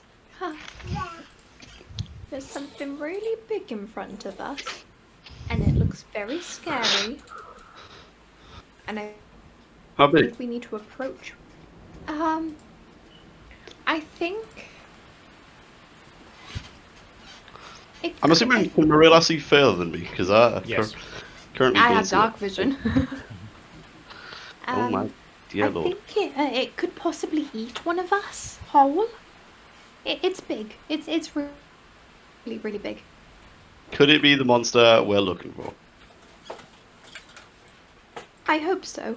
Well, I don't hope so because it means, oh my god. Oh dear lord! Is that a snake? The, Yeah. My I hope anaconda so. don't. the creature appears to be a giant snake of some sort, but not something that you are accustomed to seeing. But upon realizing that you can see it, it immediately turns away and goes up this corridor. Maybe it needs help. Maybe we should follow it. I am inclined to follow it carefully. I'm just gonna start trudging ahead like, don't worry, scary thing, we're here to help. I don't think it's okay. I'm just gonna like keep a hold of Marilla's shoulder and follow her. Turek will just be like, I'll stay here, make sure it doesn't flank us. Alone. Okay, so Marilla, you come into an area where basically directly opposite you is a massive stone pipe. Think sort of like missile silo tube, sort of huge. This is Harry Potter and the Chamber of Secrets basilisk style. But similar size, yes. Is the snake the same size? Oh god, I hope not. How big was this? I'd like. Can I have some sort of like insight or perception check to see how big of the freaking snake I just seen? Yeah, give me a history check. History check. Ooh. I'm normally pretty good at history. I had nothing. I got a 3. That was a fucking big snake. No, yeah, massive. Biggest. Maybe it was tiny actually. It was teeny tiny, smaller than us. Okay, so Maria, the area that you're in is it's just effectively like a little antechamber, which appears to have been flooded because there appears to be areas that are at a higher level to where you are, deep in the water, and basically along one side is just filled with skeletons of humanoids, animals, rodents, that sort of thing, and then the other side is just what looks to be just like blackened bones and something stone-like in material. And I have a look at this stone-like material. Okay, these appear to be perfectly perfect statues that are replicating various people or animals. Most of them are broken, so like there's just the occasional hand, an arm, half of a face, a torso, a dog's head, that sort of thing.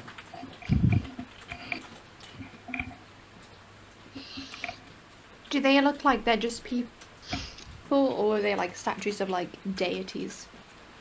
Just from what you can tell, just the average person. Okie dokie. And the bones you said. Yep. How old? Obviously, the blackened bone's probably the oldest, but can I see how fresh some of them are? Sure. Are you going to do that from the water, or are you going to try and climb out and examine them more closely? I will get a little bit closer. Are they on the left or the right hand side? These are basically where the statues are. This is the bones. Okay, I will make my way over here. Okay. From what you can basically tell, these bones have been here not that long. There's flies buzzing all around them, which implies that something organic is still present. However, decay has set into them quite a bit. What's your passive perception, Marilla? Ooh, my passive perception is 14. Okay, you are able to detect something is coming through this pipe.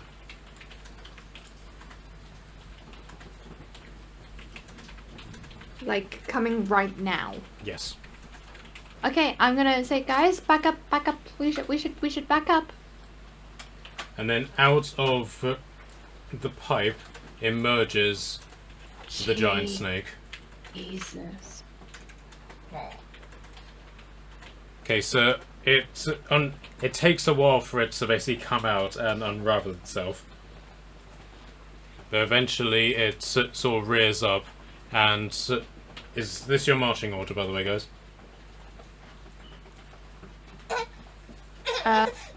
Probably at the front, because I've just backed up back into the group. Okay, so but Marilla and Lumber, can you make Constitution saving throws, please? Oh, Jesus.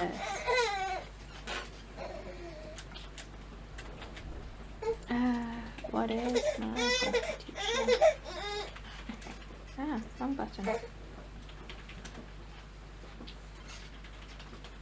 Do we roll this with disadvantage or not? With disadvantage. Oh no. Oh dear. Oh wait, no, minus 13. but normal. It's your skills that you do with disadvantage.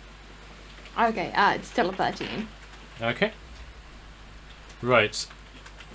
You, Marilla, you recognise what this is immediately. The creature is trying to petrify you, No! but you have succeeded.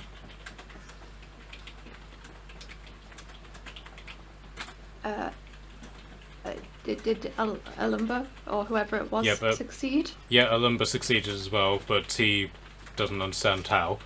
Right, so can you guys give me your initiatives, please? Yep. As this happens, am I able to shout like I'm guessing it needs eye contact to petrify you? Yes. Can I shout, be like, don't look into their eyes? Sure, definitely.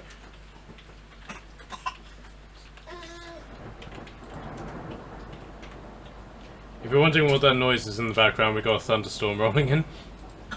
I honestly can't hear it because I've got lo-fi music in the background. And the baby keeps I got a choking and stuff. 13 on my initiative. 13, okay. And you, David?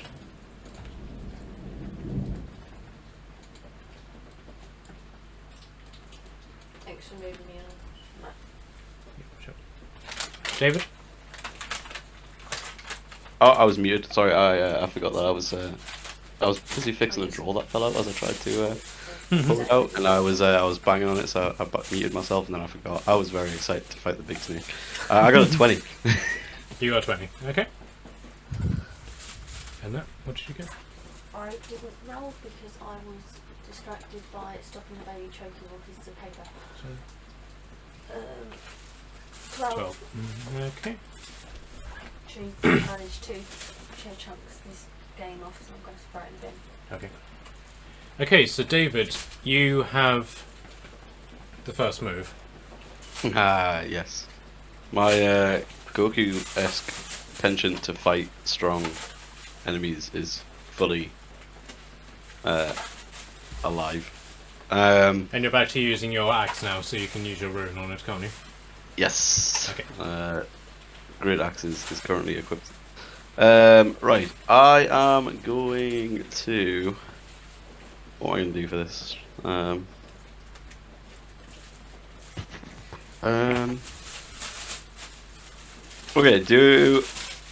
I'm gonna assume that I've seen sort of it try and like petrify, like Marilla and Alumba, and I'm gonna activate the frost rune that is engraved on my armor. Which gives me +2 to all ability checks and saving throws that use strength or con. Oh, lovely. For the next 10 minutes. So I'm gonna do for that, and I'm gonna try and sort of like move Marilla back a bit, and Just pick her up by the scruff of her neck and just throw her behind you. I accept. not quite as aggressively. I assume that I like sort of like gently pick her up and place her behind us, and then like charge forward. In a very quick motion, because obviously this is all in the space of one turn, but it was very, it was very nice. It was very gentle, I promise. I'm fine with that. You just hear Yeah, a voice from echoing throughout the sewers. I would comment, but I'm scared to come down there. It's filthy. And here I thought you'd like that, Frank. Even I have standards, darling. They're low This is your standards, but I do standard? have them. And this is outside of your standards. Very much Okay. so. I find that difficult to believe. Alright, that is a 23 to hit. Yeah, that hits. Going straight in with the axe. And out of sheer curiosity to see what this snake is like to fire, because it's currently living in water, I'm going to activate the fire rune too. Sure. So,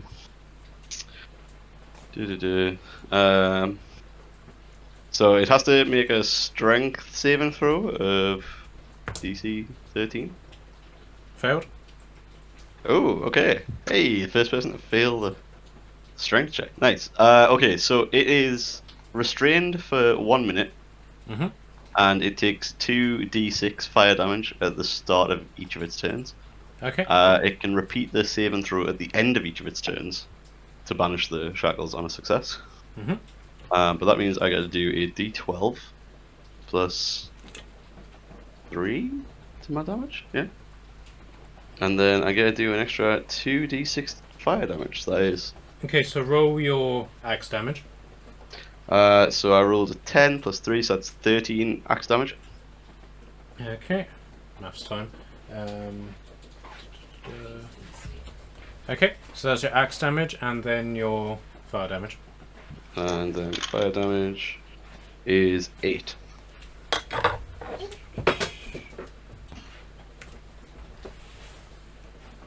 Okay.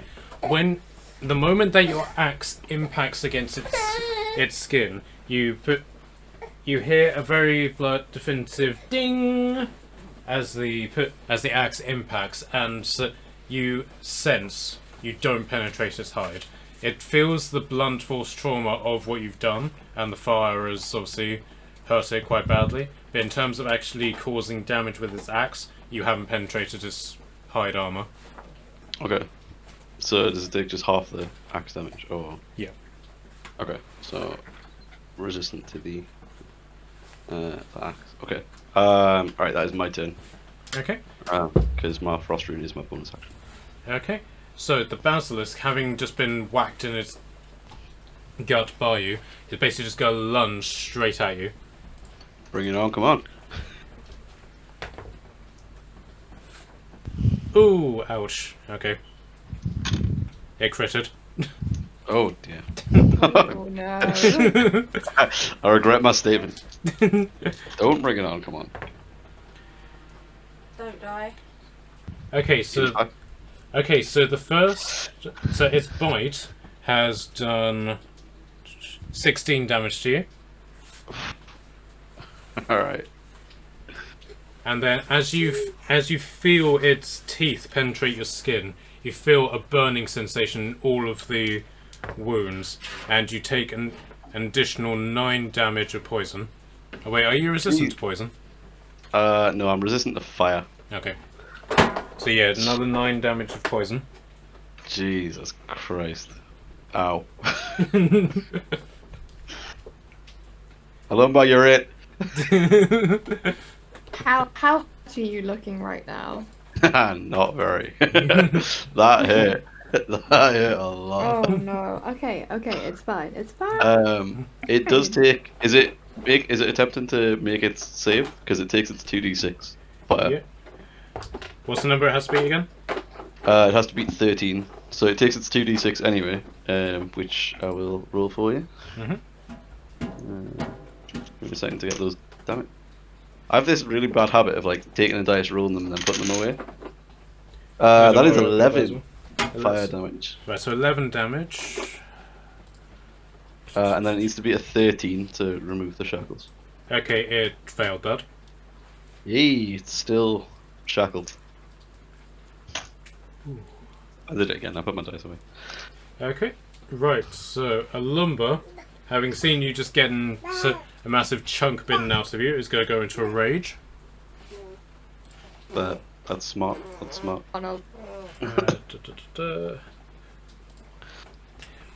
It's kind of ironic. I know how to play barbarians really well, because we've got, in my previous group which just finished, we had a barbarian who was absolutely useless at being a barbarian.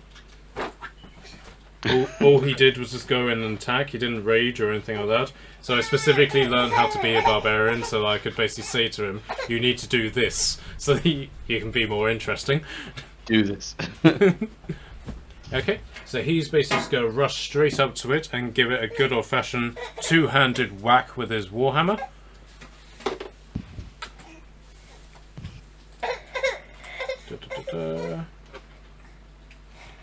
Okay, he managed to hit, and it's pretty much the exact same thing. But you hear the impact of the weapon, but it doesn't sort of like penetrate. But the beast itself doesn't appear to like being tossed around, and you can see coming out of its mouth something blood-like is erupting out of its mouth. Ooh, that's fascinating. Okay, Charlotte, you're up. Okie dokie. Oh dear. I am going to, first of all, take a step to the side. Mm-hmm. And I'm gonna cast Toll the Dead. Which means they need to do a wisdom saving throw.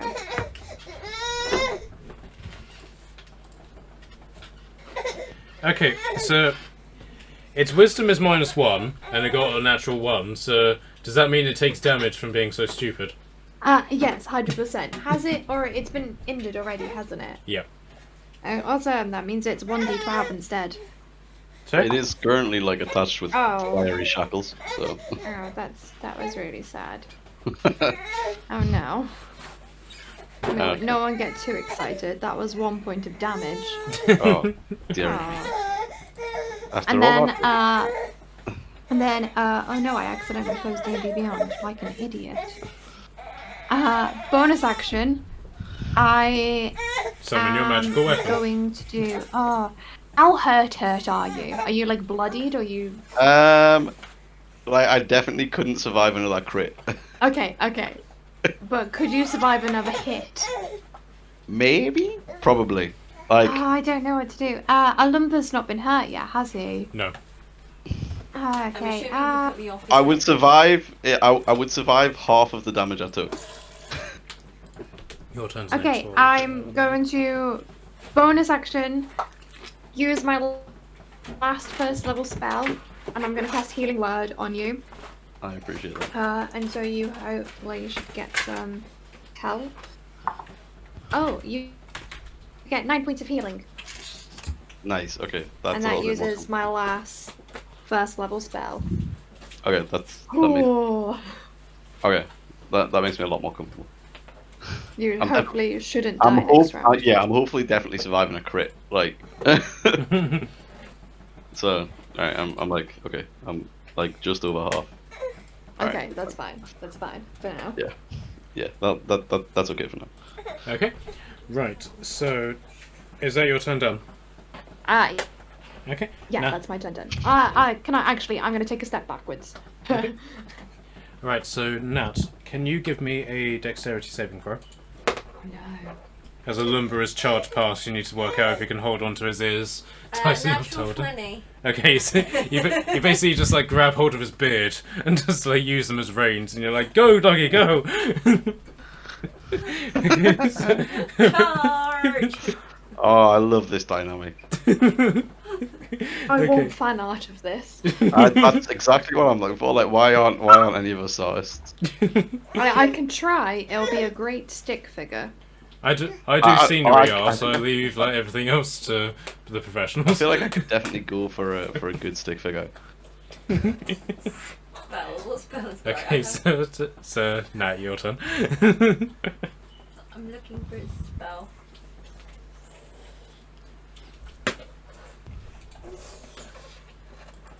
Probably not a good idea. I'm gonna do shocking grasp, but I'm gonna lean out and like touch Yeah. the Okay. snake. Yep. Okay. Assuming I'm on his head, so therefore I assume technically I'm within reaching distance. Yep. Yeah, you're technically occupying the same space as a lumber. Yeah. So, there's a 15 hit? Yes, ironically. Okay. It takes 7 lightning damage. Sure. That was my action. I don't have any bonus actions. Can you use your bite attack as a bonus?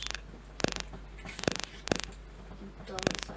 What is shocking grasp? Is that vocal and sigil? Yes.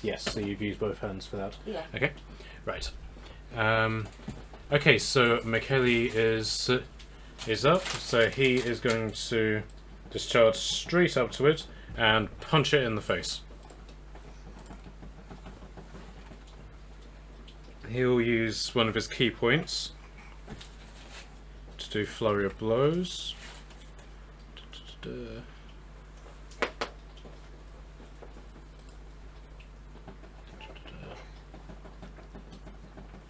Okay, so he's going to punch it twice in the face.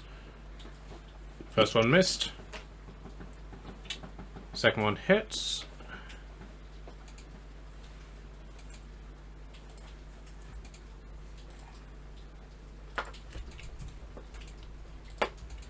Okay, and then he's going to attack it with his quarterstaff.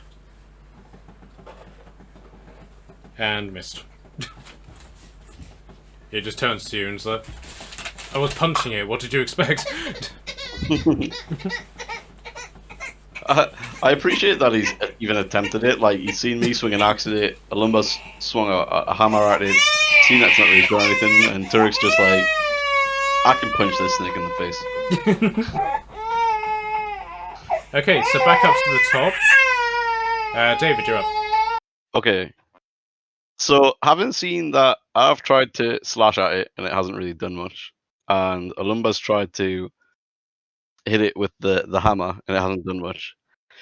Do I have any insight as to whether or not, like, piercing damage would help here, or... Right. Give me...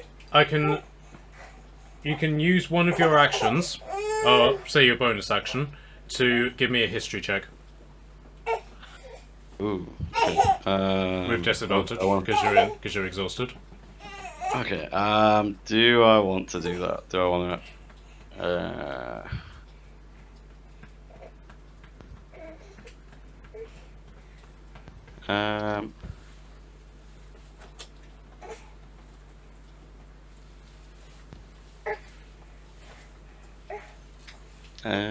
Okay, you know what? I'm not gonna I'm not going to run the check. What I'm going to do instead is I'm going to use.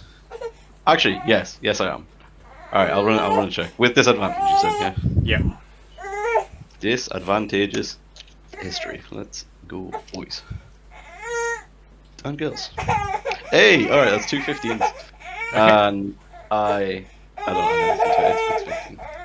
You remember a story that Katie of the Alphas told you about whenever you were travelling with them, and she basically was fighting a giant snake, which she identified as a basilisk, and the only way that she was able to kill it was from the inside.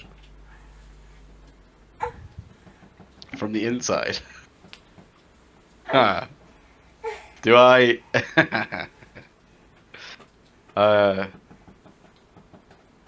You don't Okay. know if this is a basilisk, but she did describe it as a giant snake.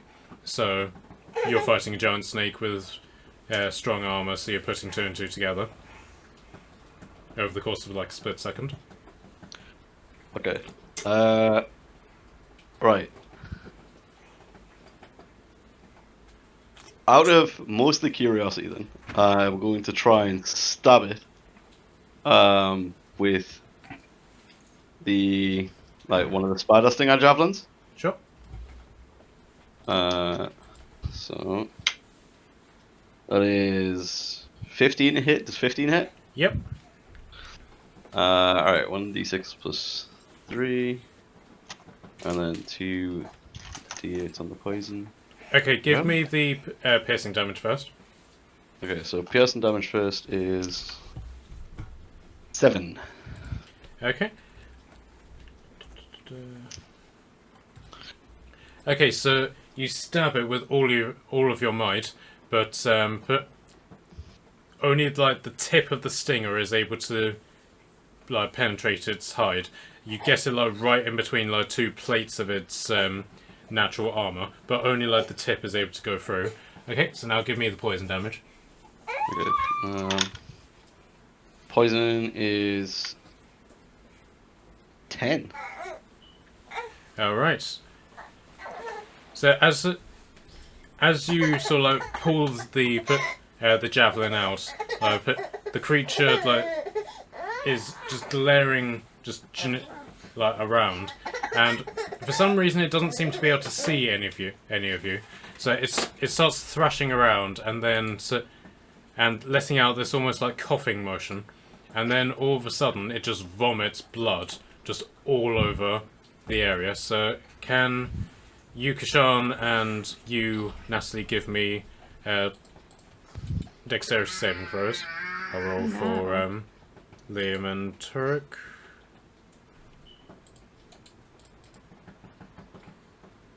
What am I doing? Dex saves. Dex save, yeah. Sorry. Is that with disadvantage or is it just normal? Normal. Oh, okay, do 19 then. Okay. I get a +1, so mine is a 16. Okay. So Turek, Natalie, and Kashan, you're able to like dodge out of the way. Unfortunately, Lumber is completely drenched in this stuff, so you can vouch to jump out I to did jump some off weird him. little jump thing and land on Kashan's head. Okay. Well, and balanced on sitting on the edge of like his like axe, but like so I'm not being stabbed by his axe and like hi. Okay, so this thing, after vomiting, it just collapses like into the water, and it's so big that even lying on the surface of the ground, it still comes up above the waterline. Okay. Can I go and jump on his body and check he's dead? Can if you want. I'm gonna go jump on his body and check he's dead. Give me a medicine check. That's squirmy, baby. My medicine checks don't work.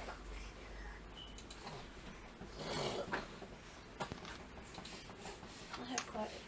Is that with advantage or normal disadvantage? Disadvantage, yeah. Disadvantage. 17. either way. Okay. Same roll both times. Yeah, this thing is definitely dead. But you can see, you can pretty much look straight into its mouth, and even though you're not supposed to, you don't know that yet. You look directly into one of its eyes, and it doesn't engage in any sort of like petrifying act against you. Can I sort of like pull its teeth out or something? Yeah. Give me a strength check, please. Disadvantage or normal? Normal. It's not very good.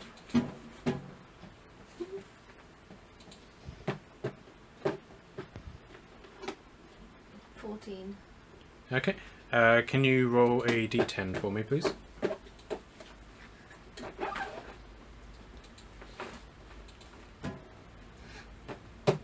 $7. Okay. And can you give me a dexterity saving throw as well? Again? Disadvantage or normal? Normal. 12. Okay. You managed to do it without scratching yourself on any of the teeth, so they don't poison you at all. So I got. So I've just got loads of teeth. Yep. So how much did you get on d10? 7. You got 7 basilisk teeth. Okay, I have 7 basilisk teeth. Woo. Can I attempt to? Can I get any sort of like insight as to whether or not if we like, broke off some of its scales and stuff, it might be able to be made in armor? You can. Yeah. Give me an investigation Um, with disadvantage.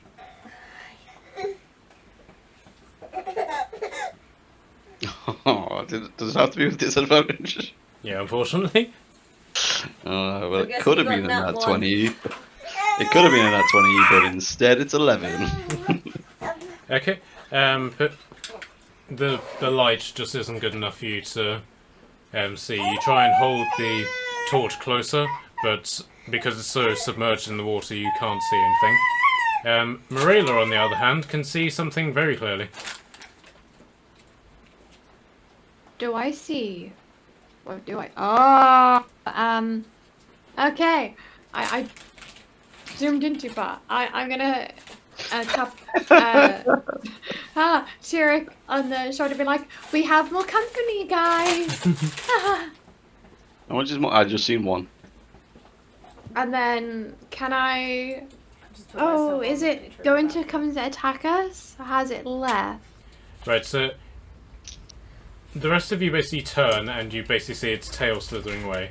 It's basically gone off in this direction, but as it's gone around the corner, you can't see where it's gone. Can I stealth round the corner to see if I see it, and if I do, can I cast inflict wounds on it Sure. So give me a stealth check. with disadvantage? I'm guessing. Splash. I don't even know what my Splash. stealth- Splash. Splash. Stealth. Yes, exactly. Okay, get +1. I'm not even gonna roll again. There's no point. That was a natural 1. Okay. But Yeah. you look around the corner, like very, very not stealthily, but to the point that you almost fall over. You can't see it anywhere. Okay, I'm gonna have my hands ready to cast it if I catch another glimpse. I'm gonna be like, guys, I've got this. I'm looking out for them, and I'm ready to cast inflict wounds when I see them. Okay, so you go ready that action, yeah? Yep. Okay. Right, so Turek is going to come join you. I'm just gonna look hopeful that someone's gonna let me sit on their head. Right, so you can either sit on Kashan's head, or you could sit on a Lumber who's been drenched in snake blood. Or I'm snake assuming vomit, he's rather. Vaguely cleaned himself a little bit now, so I guess I'm just gonna climb back on a lumber. Okay. I don't think Kashan would really want me to sit on his head. Right, so a Lumber comes down to join you. Yep, Maybe Yeah. just help myself to a patch of baby food. sure. No, look. I'm just turning around just eating a patch of baby food. Okay. Okay. Just for the record, but Turek's passive perception did not succeed. Oh shit! We can't kill Turek when he's not actually here. As I see them, am I able to cast the spell? Yes, do your prepared spell. What do I add? Oh, okay. I think it's +5 I get on spells. I'm just double checking because I don't want to get this wrong. It's been a while since I've played. I've forgotten how to play. Oh, a 17. Okay, so is that your to hit Yeah. roll? Okay. Yeah, that hits. Awesome. Okay, so this does 3d10 necrotic damage. 3d10. Okay. Ooh, okay. Oh 3d10, god, maths is really difficult. Max damage 30. Yeah, I kill it in one hit. 30, 20 points of damage. So 20, Oh. did you say? 20. 2-0. Okay. It does not like that at all. So it's actually going to ignore attacking Turek and is going to try and petrify you. Oops. Damn it. Dah. Go for it. Can I get a Constitution saving throw from you, please? Of course. Only because you asked nicely. Have you killed us already? Matt? Probably. But don't worry, I have a backup. That is 18. Okay, you succeeded. So you're not going to turn to stone. I am glad, I'm not gonna lie. I'm gonna... And then... Yeah, there we go. That's all I can do. Okay, so realizing that its plan has failed, it's going to let out an almost like shrieking howl that echoes throughout the sewers. Exactly like that. It's not so much. Terrifying. And then back up to the top. David, it's your turn. Okay. So, looking at the notes from like Padwin's javelin that you gave us way back when, it says that I have advantage on attempts to investigate and attempts to trap monsters that we've already fought. Yep. Does that count, seeing as we've already killed one of these? Yes. Okay, so I am going to use my Giant's Might as a bonus action. Mm-hmm.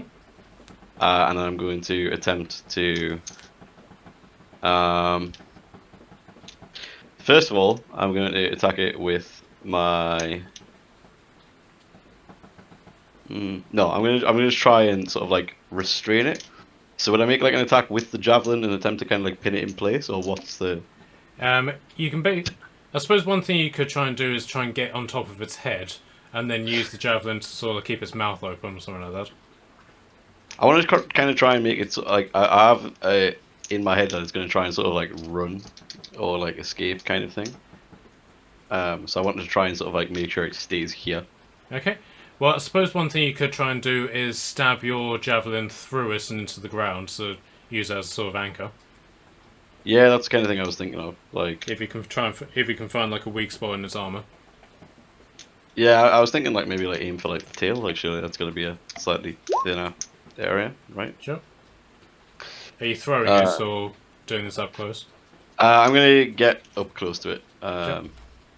Like attempting to help and protect my friends. So would I roll it as just like a normal attack, or? Yep, normal attack, Okay. So but with advantage. with advantage, let's go. Okay, that is a 22 to hit, Okay. Yep. and do I still roll like normal damage? Yep. All right, so that is 1d6 plus 3, and then with my giants, might add another d6. So 2d6 plus 3. That is 12 damage.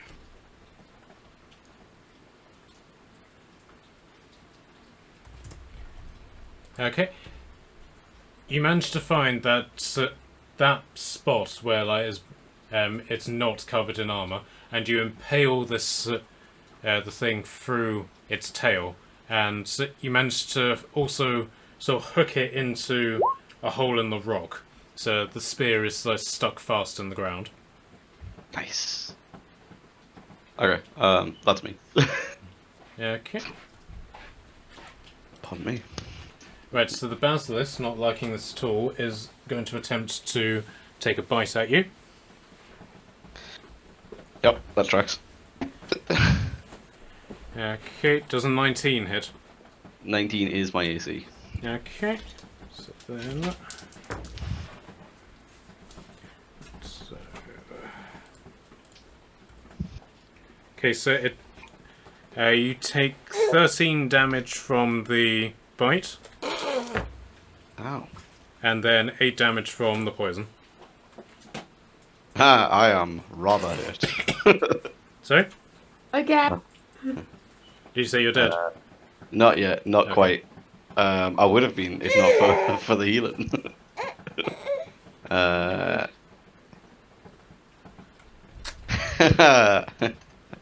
I am not a fan. I feel like I've been bit on like both sides of my chest now, and I'm like, the javelin's been stabbed through the tail, but I am not okay.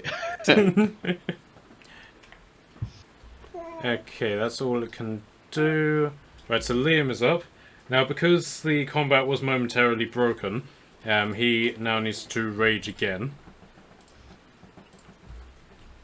And he is going to just rush straight over here and specifically try and whack it as it's trying to bite you in the hopes of whacking out some of its teeth. Oh, nice. Because he doesn't critical fail and hit. We're all good. And unfortunately he misses. Oh wait, no he doesn't because he's raging. Alright, so... Rage plus... How much rage does he get? Okay. Right, so he's managed to slam down on its mouth and does actually shatter some of the teeth. Unfortunately, he shatters them into you, so the teeth are actually embedded in your body and armor now. Great. And he is also going to use his divine might, sorry, divine fury on this. And he's actually killed it. Nice.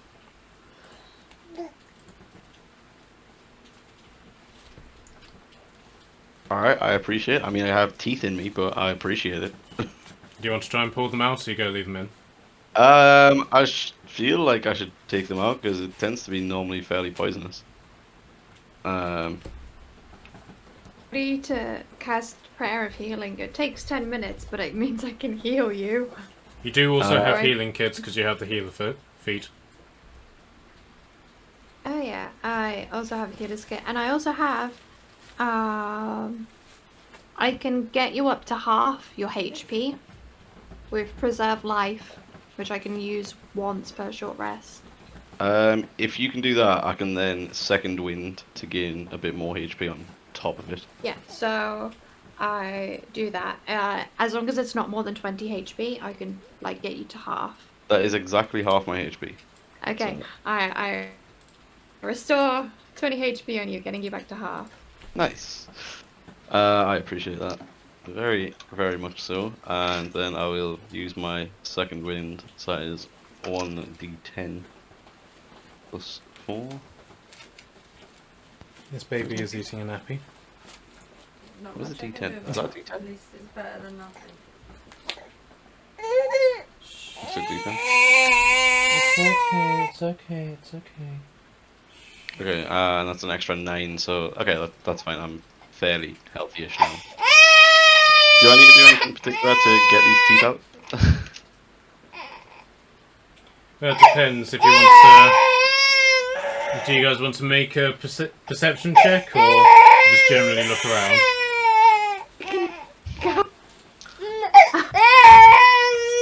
What is my... Does my passive perception of 11 see anything? Bear with me, let me actually find out. If it I'll helps, say I I've got also got 15. passive perception 14 and dark vision. Yeah, you can see that from the south passage, basically cutting off your escape out of the sewers is another one.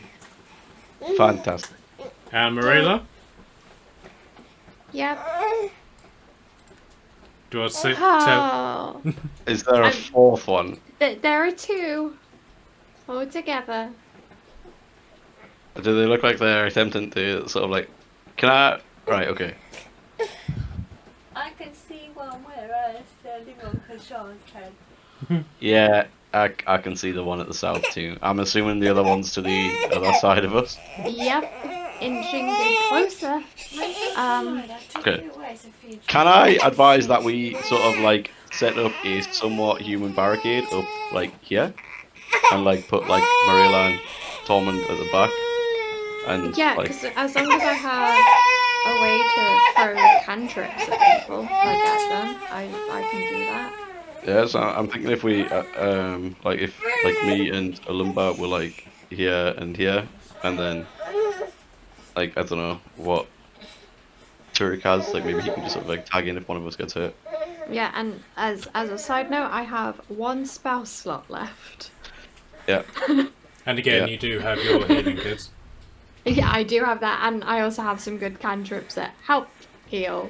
But it's like when you're down, I can help. Alright.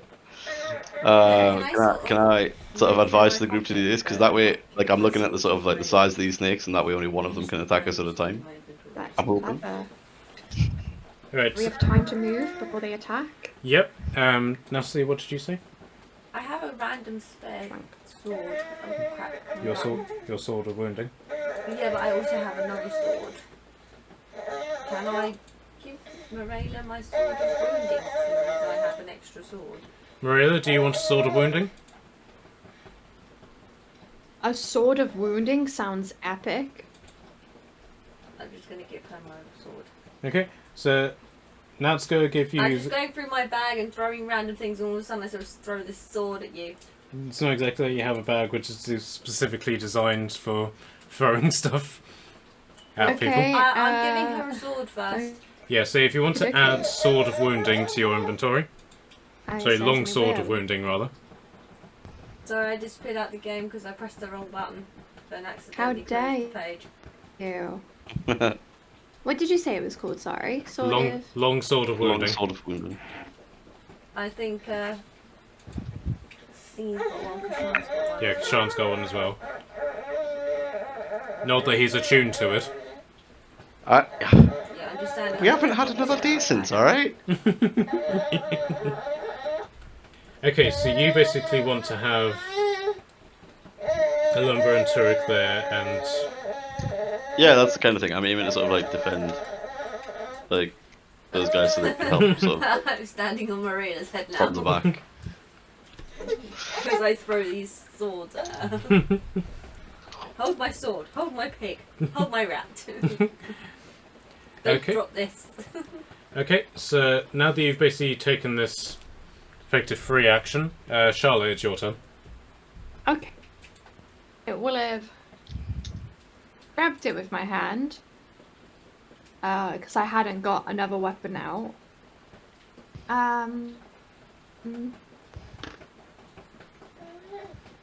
And I'm going to prepare. Oh, I don't know how. Can I prepare for when they come round the corner to cast a cantrip, or would I need to wait for my turn for that to happen? No, basically you can spend your action to prepare anything, and basically you need to give a condition for when you will expel that. If that condition doesn't come before your next turn, you have effectively wasted that action. Okay, that's fine. I'm going to prepare. Oh god. got so many spells. Firebolt, Okay. because we haven't had enough fire this session. For when it comes into my, for when the one The orange one, yeah. on the left Yep. comes into range with Kashan, Okay. is what I'm gonna do. You gonna do anything as a bonus?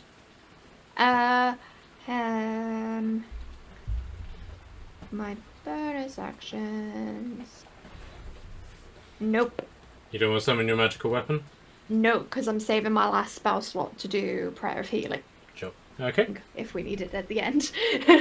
Okay. Natalie, you're up. Yeah,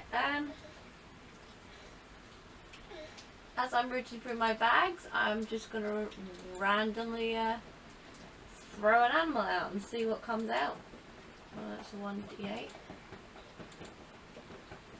And I have just thrown Oh dear. down. What's number 4? Another pig. Okay. I've thrown a boar into the fight. Okay, so the pig basically just flies over Kashan and just lands in the water, and just immediately lets out this squealing noise because it's in the water, and It's a boar, so they're a bit more aggressive than that. I know, but it's shocked to be in the water and takes it a moment for it to come to terms with its situation. But the fine, I've released the pig, and I'm gonna use this joke when you need James. Just to upset him. I've got magic wand missiles at level 7. Right, can you see any of the new... Magic missiles into here, but I can see. I did see that one then. Sure. It's only because I just walked. But because bear in mind, I'm technically there. Yeah. Okay, so yeah, you Does can that see... make sense? Yeah, But you can see the orange one. rather than Yeah. sitting on his Yeah. token. Yeah. So, magic missile, level 7. So you cast... So you cast 10 missiles. Yeah. So 4, Oh, whoa, what? 7, Right, so sorry, let me write this down. Right, so... 10. So 4, 7, 10. It's 11, not 10, I miscounted. Yep.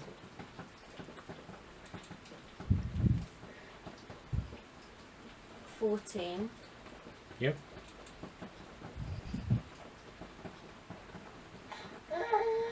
18. Mm-hmm.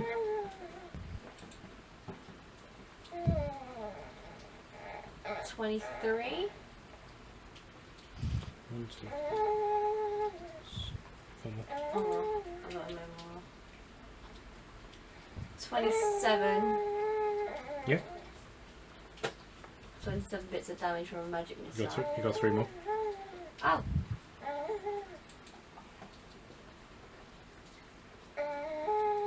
$32. Yep. Just I tell me to stop rolling. 37. 1 more. 41. Okay. Jesus.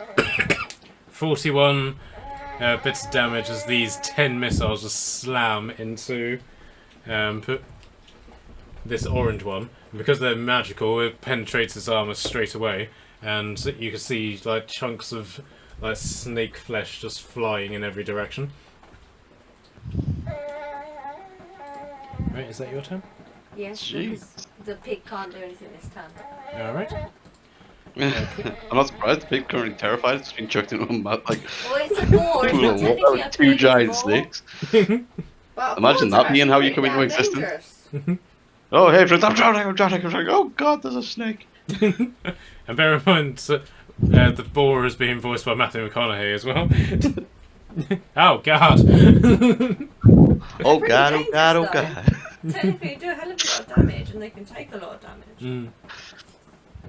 Okay, so McKelly, can he actually see these things? Right, he can see the orange one. He is going to use a weapon which McKelly seems to be very against actually using. What is a crossbow? His darts. He's got dots. Yeah, this is They have basilisk teeth. Right, so Also, what was the divine fury thing? I've not seen Liam use that. but Alumba is what class? He's a particular type of barbarian that where is it? He's on the path of the zealot, so he gets divine intervention, Oh, that's pretty cool. and he's chosen necrotic damage, so which is quite useful in this case. Right, so McKelly is going to throw a dart at the orange one, which hits. Technically a dart, you Yeah. Well, blow it out of a pipe. well, according to these are like sort of like needle knives that he's throwing. Oh. So I'm assuming it's some sort of ninja thing. Dot. It might be darts. You can get those kind yeah. of dart things. They have like little strings and stuff attached. I was Okay. thinking of blow darts as in a thing. Yeah. Okay, and amazingly, because he's Neo from the Matrix, he's able to literally get this thing straight in its eye, and is able to do full damage to it.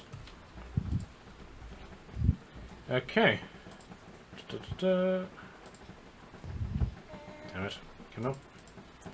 Okay, David, you're up. Right. How hurt is the orange one looking? Can you? Yeah, you can see it. Bits of its flesh are literally missing, so it's looking quite buggered up at the moment. I've watched 10 missiles just absolutely fly at it, so I'm assuming it was rather hurt. I will attempt to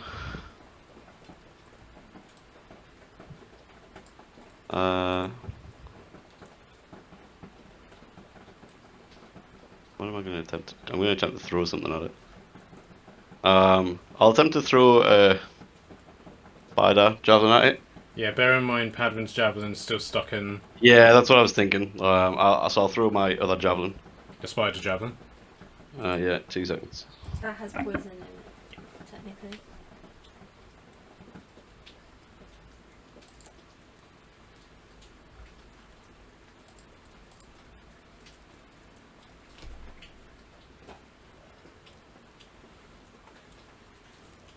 So 15 hit, Yep.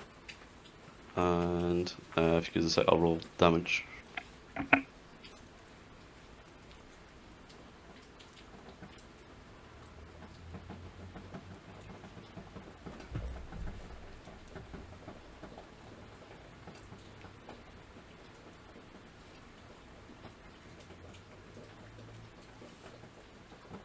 Right, so that is 8 on the piercing damage Mhm. and 4 poison. Okay. So you managed to get this spear. As you throw it, it lands straight in the creature's mouth, just emptying all of the spider venom straight into this creature. And it has a similar reaction to the red one, where it like pukes up loads of this bile, and from the looks of it, one of its organs as well. And it just again sways around and just collapses with a massive splash into this filthy water.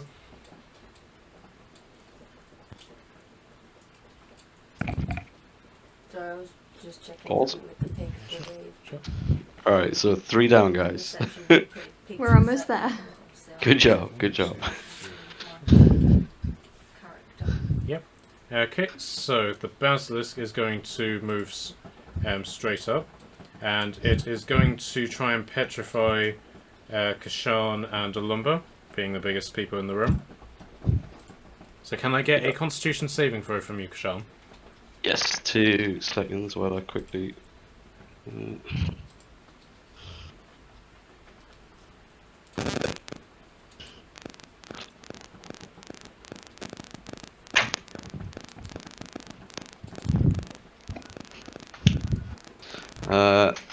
Constitution, you said? Yep. Has it been 10 minutes since our first encounter? How many rounds has it been? Yes. It has. Alright, okay.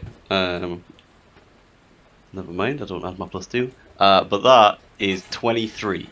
Okay, right. So you aren't petrified. You can sense the magic is trying to come over you, but you're sort of knowledgeable enough to know the signs, and you fight it off straight away. So you're not. So you sort of sense it coming, and you're just like, no, no. I refuse. If you would be so kind, sir, as to not. Okay, so then it's going to put. It sees this pig just like swimming in circles in the water, and just like, right, okay, and then just and just like launches itself straight at a lumber. Okay. Okay, right. So, damn it. Okay, so that does 7 damage to a lumber with its bite, and then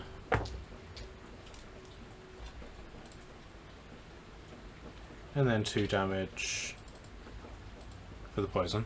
So it bites the lumber, but because he's raging and just being generally like a bit orcish, the basilisk doesn't seem to like the taste of him and lets go of him straight away.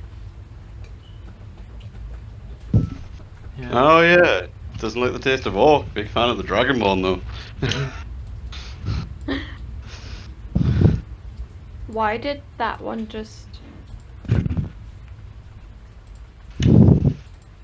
I see how it is. Okay, right. So who I am is concerned.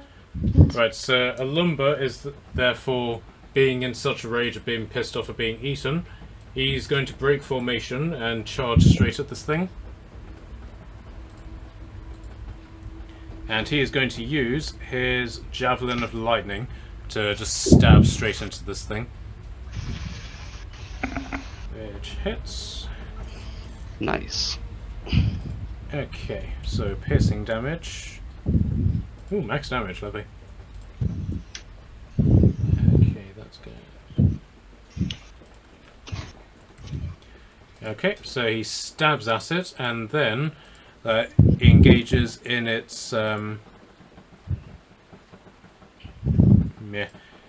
the magic. So dexterity throw failed.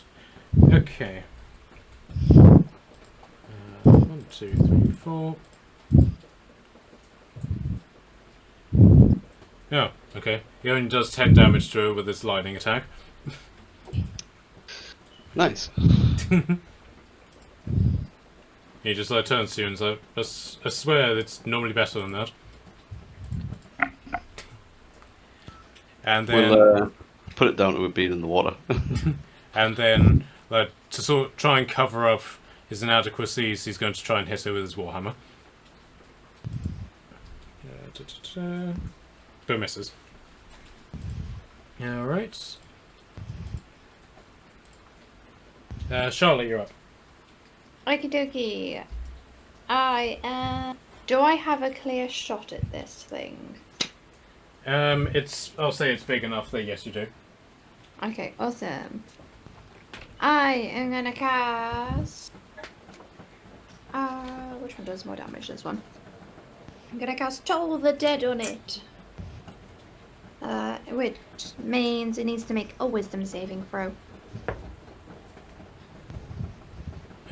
What does it need to beat? 13. Okay, yeah, it beat that. Oh wait, did it? No, it didn't. Okay, has it been injured already? The green one. Yeah. Yep. Awesome. Means more damage. Oh, that is 8 points of damage. Yep. Towards that. And then I had one question. I'm a bit confused by the long sword of wounding, which is why I haven't used it this round.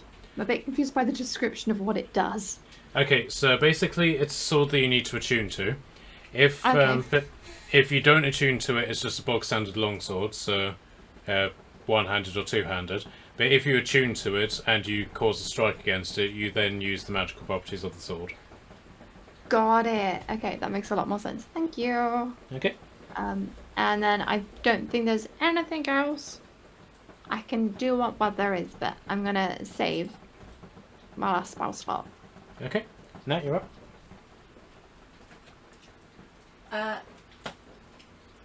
Well, the pig being pig, I'm gonna do the boar first. Sure.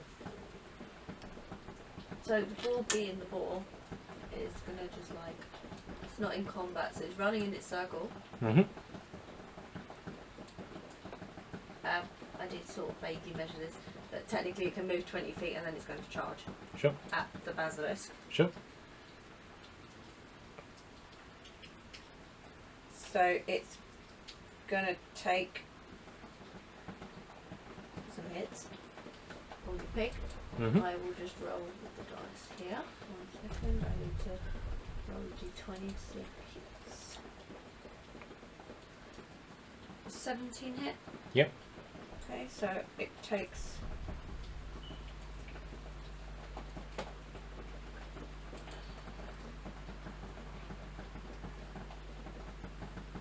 one, two, three, four, and then an additional 1, 2, 3. A lot of dice. So 26 plus 30 damage from the pig. Oh, lovely. And it just sort of like sticks its tusk in, like gorges around. Okay, that is ironically enough to kill it. Well, the pig, So- the so boar's just the- going to look quite happy with itself. Yeah, the Because it's a pig and it eats anything, it's just going to start eating it. I know I've heard "save my bacon," but I've never seen "saved by bacon." My bacon saved you. You gonna do anything else? I'm just going to go join the pig and I'm going to start like pulling out basilisk teeth and stuff. Okay.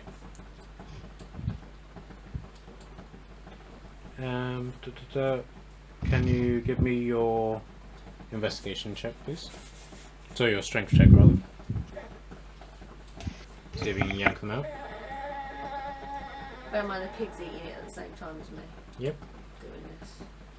Just with just normal. Yep. 16. Yep. And give me your d10. What did you do on your initiative turn? I pulled out basilisk teeth. There's an 8. Yep, so you got 8 teeth out of that. Another 8 teeth. Okay. Right. McKelly is completely oblivious to what's behind him, I believe. Yep. So he's just going to simply stand there and watch this happening. David, you're up.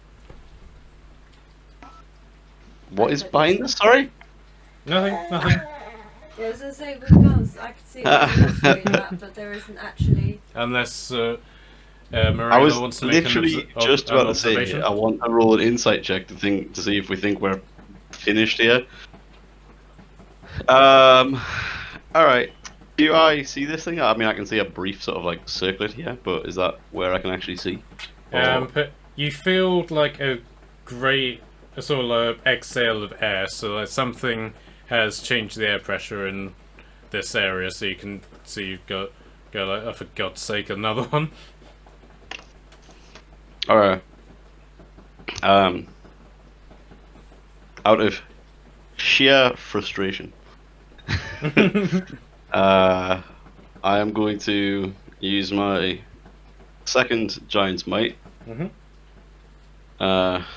Take a big ol' scream and sprint at this one behind us.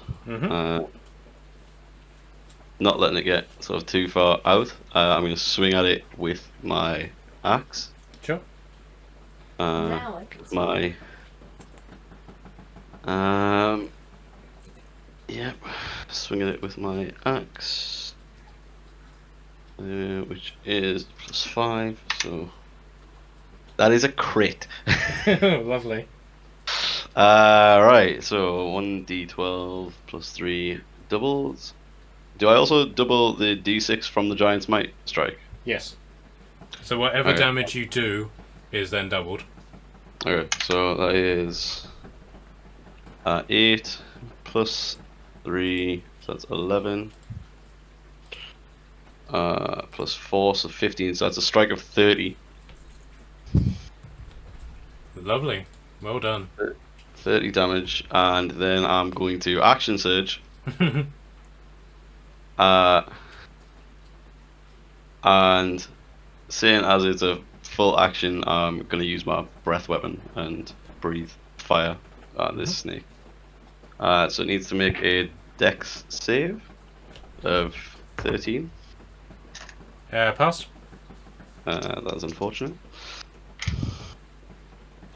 So that is 11 damage, but it is not set on fire. Oh, sorry, it's halved because it's dex save. This isn't fire runes. So, 6 damage. It's, yeah. Okay. Okay. Yeah, that's me.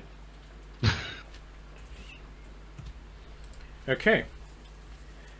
Right, so the basilisk is going to... It's not entirely out of the pipe, so it's struggling to maneuver a bit, but it tries to make a lunging bite at you, which missed. However, you hear a massive, thunderous explosion coming from down here, and you more feel rather than anything something minuscule just whip right past your head, and it just catches the basilisk straight in the eye, and the eye just explodes, drenching you in gore. And the basilisk itself just sort of flops down onto the ground. Cool. I expected I mean- some sort of like you stole my kill. I mean, what the hell was that? But cool. I expect like yeah. So how I am taking this is the fact that, you know, I've just watched this thing's like eye explode and it's just like flopped over. I'm still gonna be like giant might, so I'm still currently freaking huge. I am smoking still from the mouth from breathing fire at it. Great axe is currently just being wielded with one hand, and I turn around going, "All right, cool, but what the f was that?" I'm just gonna sit on its head and go, "Nummy." I want me. Well, I assumed it was none of you. What the hell was that? It could have been I us don't with know. magic missiles. I'm just at this point. I'm just shouting into the void. Show yourself. Are you gonna sing it like in Frozen, or? 100% he's saying it like Frozen. Show yourself. Where's Maya when you need her? And then just from down here, you just simply hear all right, you don't need to sing at us. And it's the female voice. A female voice. You hear the sounds of like someone treading water, and then a couple of bits of grunting as she climbs over the basilisk. And basically a woman dressed up in effectively what would be D&D army fatigues basically climbs over. She appears to be armed to the absolute teeth, bar the fact that she's got very limited armour on. So that she's got knives on every part of her body, and slung over her back is a weapon that you haven't ever seen before, which appears to be a combination of a staff and a crossbow, where it basically has like a very long metallic tube on it, and on her hips are two smaller versions of that weapon. So like the difference between like a two-handed crossbow and a one-handed. But climbing next to her, apparently with slightly less difficulty than she did, is a very, very heavily armoured man in what would effectively be sort of like Greek and Roman style armour, but with like the helmet that's got the horsehair crest on it, which is of black hair. Pantheon. Yeah, cool. That's cool armor. I like that armor. I appreciate it. She looks around. It's quite a mess you've made. Yep. I gesture to the blood that's currently on myself from the exploding eye, and saying, "You made a mess too." I assume that's of those weapons that you gave. I gotta get me one of those. Can I go over and start poking her weapons? You can try. Well, I'm gonna go over and attempt to poke the weapons. I was gonna say, can I look at the weird staff crossbow and be like, is that a looking glass? It's a very odd shaped looking glass. I'm afraid that's classified. Very classified. Do I have? Is there any sort of like discernible markings to identify who these people are? I knew you'd answer that, and I made a point of having an answer for you, but then I forgot. Right, the guy doesn't. He's very specifically just dressed in black leather armor that specifically doesn't have any identifiable features on it. The woman, however, does have various markings on what would be her uniform. However, because she's still a little bit further away from you, you can't quite make them out. Can I make them out and then try to investigate her weapons? Okay, you can basically see on her sleeve, as it were, basically what looks like a patch that's that basically simply says Agent Captain Archer. She has something called Name's an alright. Agent Captain Is her Archer first name Sterling? on her thing.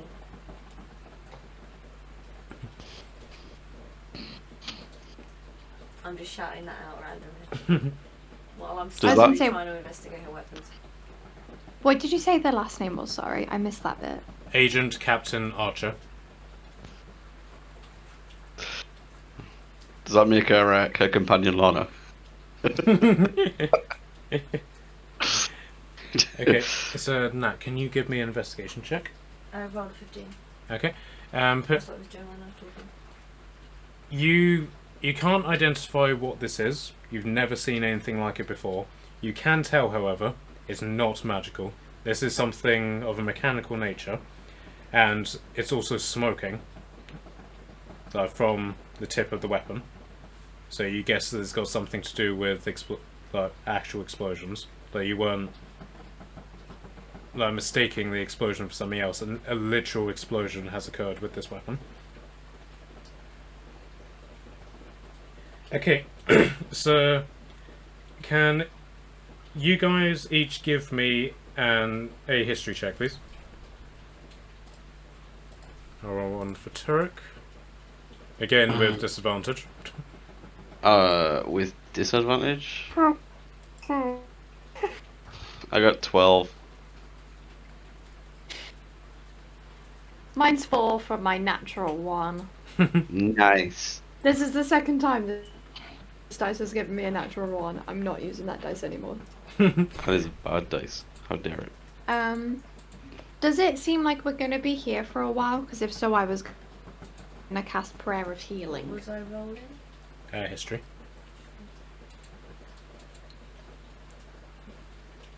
With disadvantage. Yeah, I was worse. 9. Okay, so so unfortunately none of you succeeded aside from Turek, who recognises the name Archer from your encounter on the bridge. From our encounter on the bridge. Oh. Oh, wait, is this the Assassin's Commander, Peterson? Hang on, I'm going back through notes. There are so many notes, though. Is this the person that hired them to kill us? No, it's not, isn't it? I'm sure they said Archer was the leader of them. Yeah, so basically Archer... So, the guy that you met on the bridge was one of Archer's agents, who she had ordered to make a show of trying to kill you, but not. I'm going to throw it out there that I do not have the energy to be faking a battle right now.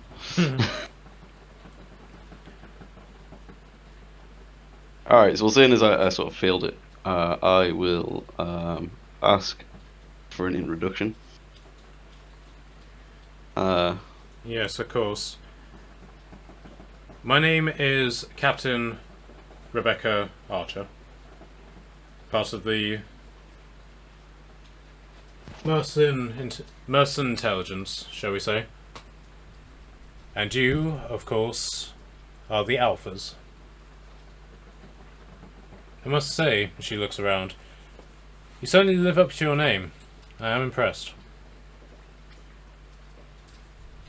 I appreciate the compliment. What can we do for you, Archer? Or Rebecca? How would you like to be addressed, Captain? Captain, please. But though I will say, I think you've already done it. Me and my associate, shall we say, we've been tracking these for quite some time. Unfortunately, this infestation, shall we say, spreads a little bit further than these sewers. We're fairly certain somebody is breeding these things. And releasing them into the sewers, or...? It looks like. But that's not your problem. That's for us to deal with. Well, farewell, Alphas. I will call upon you soon, don't worry. Then we can have a proper discussion. And she basically just jumps down from the basilisk and just departs without saying another word. The guy in the armour, however, he gives something of a military salute to you, and then also departs.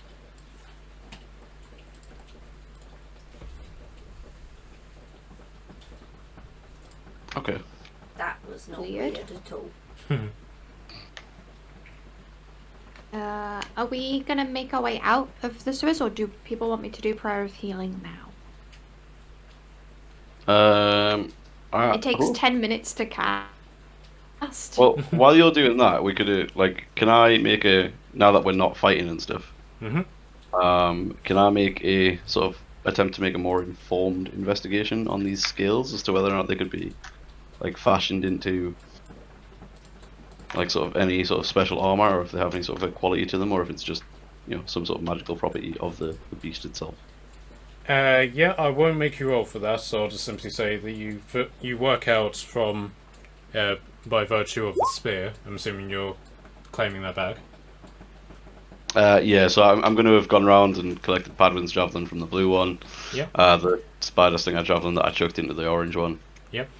So gather up my stuff. Okay. You determine that this is completely natural armor. They're just simply born this way. Okay.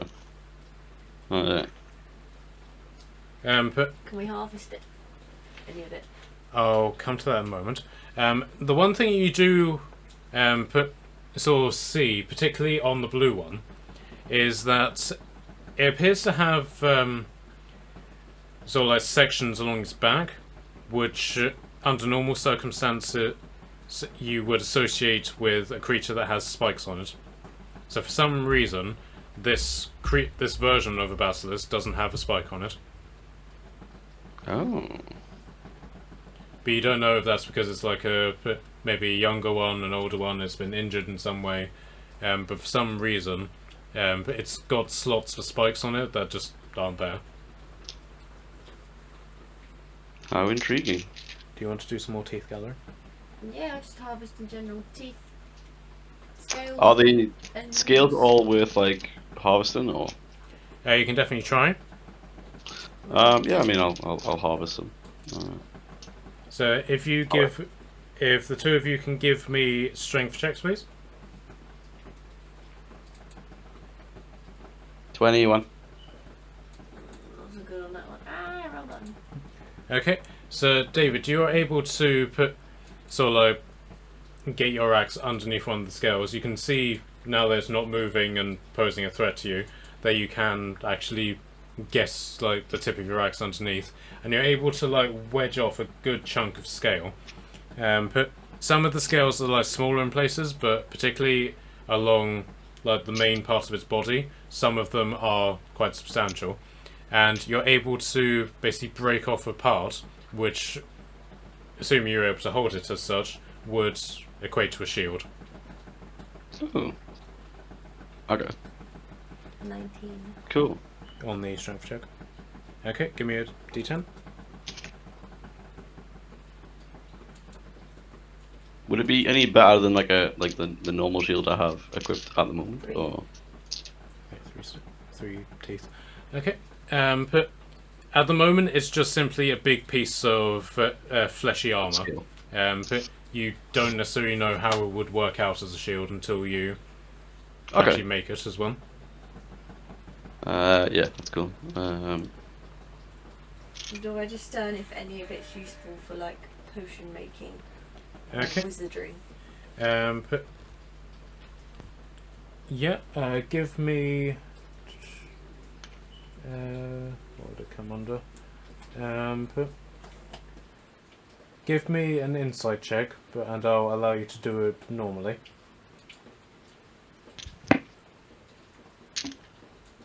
That one, yeah. Yep. 16. Okay. You basically just know that snake venom or snake teeth, pretty much anything from snakes, is one of the core ingredients in pretty much any poison making, and then by virtue of the science of poisons, can then be retrofitted into cures, basically any type of medicine as well. Okay, so yeah, so just the teeth are magical value. Yep. Marilla, do you want to do anything? I'm gonna finish casting my spell. Everyone who needs it gets 15 points of healing. I can get up to 6 people, and there's less than that, so whoever needs it can get that. Okay. All the way back. And then Oh, I'm just gonna let the pig go to wander around in the sewers. There's gonna be a random pig wandering in the sewers until it disappears. Sure. It And will disappear. and each of you can add 700 XP. whoop, Woo! is there any way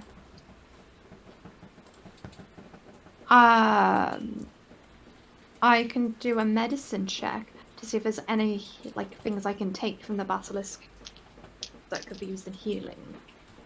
Is there also, on a side note, speaking of like teeth and things that can be used, there are teeth in me still. Oh. How many teeth are in me? Can we just assume if she healed him that the teeth are like Yeah, I'll put. free to be cold? Yeah, I'll say by virtue of having that healing that it pushed the spikes out. And that you can just pick them up. 5 are basically just like hanging limply in your armor. I'll pass those on to Torment too. I just gather them up in like one hand as Okay. my giant might is starting to wear off, and just be like, "These are also for you." Okay, Marilla. In terms, if you've basically put 2 and 2 together and you identify these as basilisks, you know that their poisons and stuff like that, toxins, can be used in medicinal purposes. However, it's not something that you're particularly skilled in because basilisk venom is a very, very dangerous substance to work with. However, you do know that a basilisk's eyes are one of the things that are used in statues to Lyria. Oh, I am going to go over to the green guy Mm-hmm. and Gouge out its eyes. yeah, basically. I'm gonna use the longsword to like delicately take out its eyes, and I'm gonna. Oh, I don't think I'm gonna. God! What am I gonna wrap them in? Which Rachel Um, thinks I can do it. I'm gonna take. Am I wearing my vestments or am I wearing my clothes? Probably both. I'm gonna rip some like of my vestment off or something to like package the eyes and put them in my bag. Okay. Right, so as you gouge them out, like you expect them to be sort of like gooey and squishy like normal eyes are. However, as you sort of prize them out, they're very stone-like, to the point that they actually ping out as opposed to sort of slide out as you would expect. Okay. I'm guessing then they're not going to be super slimy. They do have a certain slime to them, but the eye themselves have basically turned to stone, almost as if they've been petrified. Okay, I'm going to then use the edge of my cloak to sort of wipe them then, instead of ripping up some of my clothes to put in my bag. Okay. And then And what did you... And then from above, you just hear this sound. Is like, I hear the sound of ripping clothes. Like, can you wait until you're back up here, please? what did you say the eyes were good the for? things you're missing out on.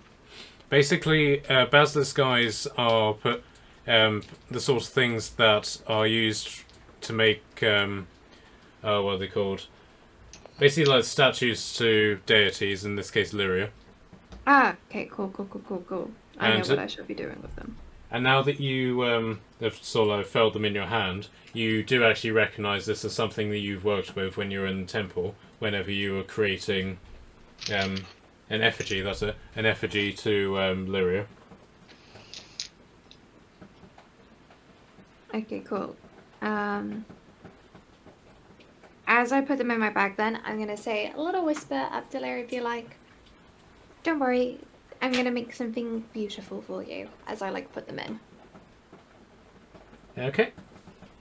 Right, so do you guys want to do anything more while you're in the sewers? Aside from leave. Leave? Yeah. Do we have any insight as to if there's anything worth investigating down here, or? There's nothing to imply that there is. However, you are aware that you would need to bring something back as proof that you've done the deed, as it were. I've got the eyes. Yeah, so whether you want to do that as the eyes, the teeth, or if you want to take something else. I would like to attempt to take an entire head. Okay. Right, so bear in mind this head is pretty much the size of a lumber, so you would need assistance with it. I think between us we could carry it, right? Yeah. So we'll just march out and just be is this enough proof? I can That way. catapult it out the sewer into the street. You just catapult and you just hear this, ah! Yeah. So you don't have to carry it, I just catapult it up.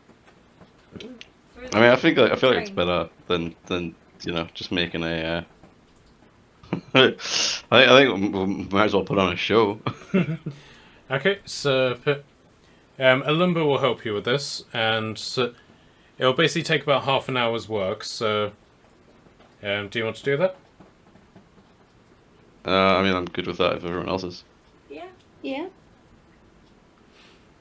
Okay, so you basically managed to do a combination of cutting and crushing to the point that you can work the head off. It's surprisingly buoyant, so it sort of floats in the water. Nice. And after quite a lot of work trying to get it... Wait, are you going up the stairs or are you leaving via one of the pipes that lead to the river? How did we come in? We came in down the stairs, didn't we? Yep. Yeah. Can we get the head up the stairs? You can definitely try. So you can either do a dexterity check with advantage with Olympus' help, because you're no longer in the water, or you can do 2 separate dexterity checks. I'll do the check with advantage. Sure. Give me a sec.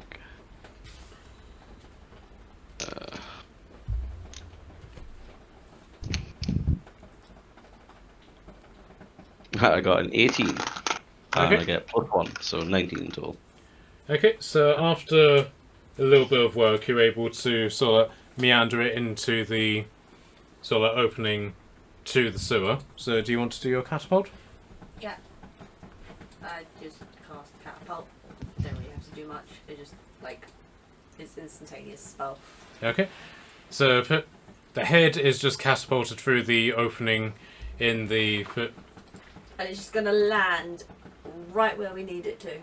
Okay. So. And we've tacked a little note to it as well, so like nobody can claim this random head that's just been flung out. We've all loaded the map. Yeah. I assume because the stairs that we went down were near the marketplace, weren't they? Yeah. So there's basically this massive snake's head just sitting in the middle of the market now. Yeah, I imagine that obviously we just sort of like follow up out of it and just be like, "You're welcome." Break into another Disney song. Oh, You're welcome. How is this D&D session turned into such a musical session? I Shame know. Docker- I'm It's one of the few times the kids proud are of not you. I here. have to say. It's a shame Docker isn't here. He would Doc love it. would have a song for every moment, wouldn't he? Oh man. Josh comes back. I'm gonna deliberately have to have Kashan disappear and be a bard to just permanently annoy. Okay, so you basically just like, yep, this is a basilisk head.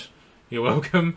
And a crowd starts gathering around you, and eventually Hirok turns up with a number of his dwarven guards, and Yeah, I was just about to ask if we needed to take it somewhere. and he just goes up to you and just stares at it and is like, "I'm going to assume this is your fault." Look what I found here, Rug. Well, we are told that we have to bring On a proof. side note, I'm Is gonna be that like proof? announcing it. I'm gonna be announcing it as like a gladiator would in an arena, like just sort of turn into the crowd, hands in the air. Also, are you not there- entertained? There is also a lot of snake meat downstairs. If anybody is interested in eating it, might need a bit of cleaning. Use your discretion. He just looks at the snake head and back to you and is like, "What? You're saying there's more of this down there?" Five of to be them. precise. Five. Well, four heads, 5 bodies. 4 heads, 5 bodies. Actually, it might be only 4.5 bodies. Fair enough. I kind of left the pig eating it. Oh, there's a pig down there too. Oh yeah, I forgot about the pig. The bacon that saved you. Yeah. He just looks incredulously at you and just like, I'm really not paid enough for this. Come with me to the barracks. I'll get someone to do something with that. I did check. I don't know the shrinking spell.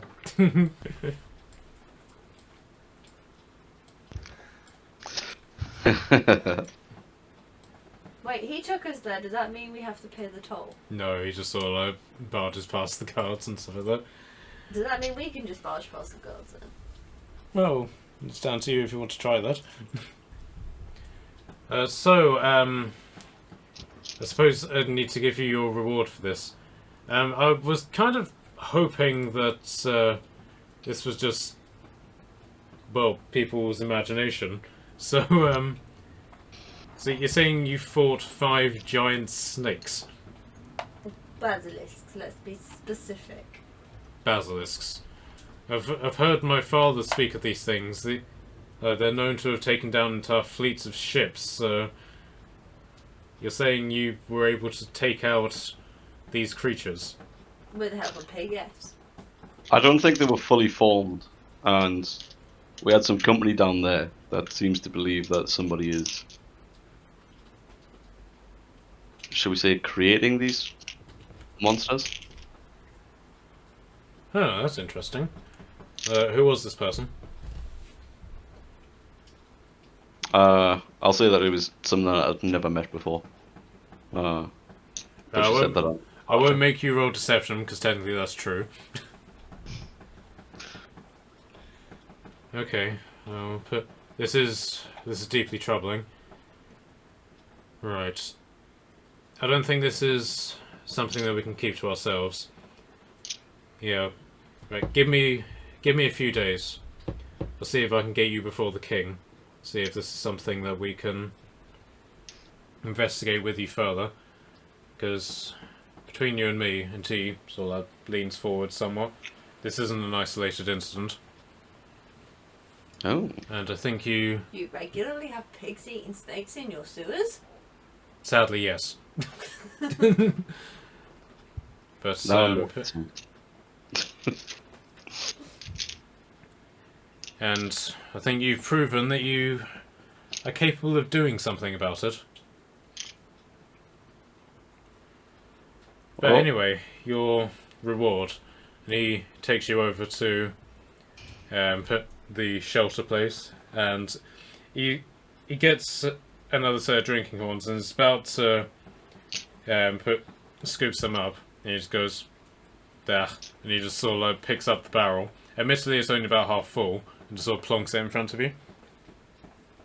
Can I inspect the barrel to see if it's better quality than the one I'm currently using? Well, aside from the fact that it's filled with liquid, which you've shown aversity to, it's pretty much uniform in design. It's a sturdy enough barrel. Bit wet. I think it's the contents of the barrel that you should be interested, like Hirok says to you. Well, this is definitely something. He just starts just pulling bags out from this chest, and it works out that he's got about 5 different bags, and without counting them, he just sort of shoves them into your chest. Okay. Okay, so bear with me. While I'm doing that, can I dip some of like my various bottles into the beer and like tentatively like bottle some of the beer up? Sure. Okay. So I wasn't expecting you to get this far, so I haven't actually calculated how much treasure you would actually get. I'm gonna just Nice. roll a d10 20 to million. assume how many bottles of beer I get. Okay. So each of you gets 45 gold. Okay. Ooh, Mother of Christ, that's a lot. hefty. Alright, I'm look after that winning my fight, and Yes, it's been a very financially beneficial session for you. I'm feeling rather healthy. All of a sudden. Aside from the fact that you're dying. I mean, you know, there's that. I have bagged up full. I mean, no, after the pair of healing, I'm pretty much back to full. I'm okay again. Oh So- yeah, I'm gonna add that into my backpack. powerful cleric. Yeah, powerful cleric, and you just do a thumb and finger thing for more money. Yeah. Well, friends, there's no more quests for you in the immediate area, but stay close. If I can get the king's ear, he'll want to see you straight away. Have you managed to find lodgings in the city? We're staying just outside of it. You've taken... Oh my god, I can have a barrel! I can add things to my barrel! So you've taken over the bandit camp then? Yes. You might say that. Good. When the king's ready to see you, I'll send one of my men to you. Be sure to arrive quickly. The Saxons aren't exactly known for their patience. When we receive word, we'll come. Just Good. a small question. What does one wear when they meet a king? It feels like a very proper business, and I feel very dirty in what I'm wearing right now. We've got time to sort of like get changed and stuff before that happens. I think we're. But That's yes, fine. but is this adequate enough to meet a king? I'll allow you to look at the map. Yep. Hello, Frank. Well, As long as you're wearing more than what Frank is wearing, you're fine to meet a king. Okay, cool. We know where the boundaries are. well, darling, as much as I enjoy taking clothes off people, I do also enjoy putting clothes on. And so if you wish it, I will be your personal dresser. I'm very good. I almost do want to wish it. That's the worst part. I want to know what would happen. Frank is fabulous, but you know for a fact the backfire of it will be you have to wear whatever he says you have to wear. You know what, Frank? We'll try it when we're back at the base before we style anything, okay? I'll hold you to that, darling. And believe Oh, me, gosh. whenever I hold people to something, I hold them tight. Oh, Lyria, what have I done? We discovered how to add a barrel instead of a backpack. I've made a very bad decision, haven't I?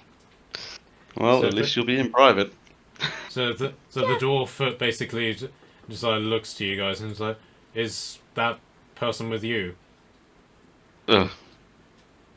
Person is loose phrasing. With us is yes.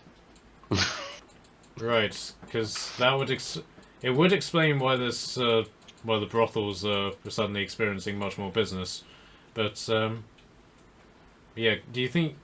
Yep, you're right, Lord. As long as you wear something that's more than what he's wearing, that should be fine. Wonderful. Thank you. Though I would advise if you come in armor, as if you've just come off the battlefield, you will definitely get his attention.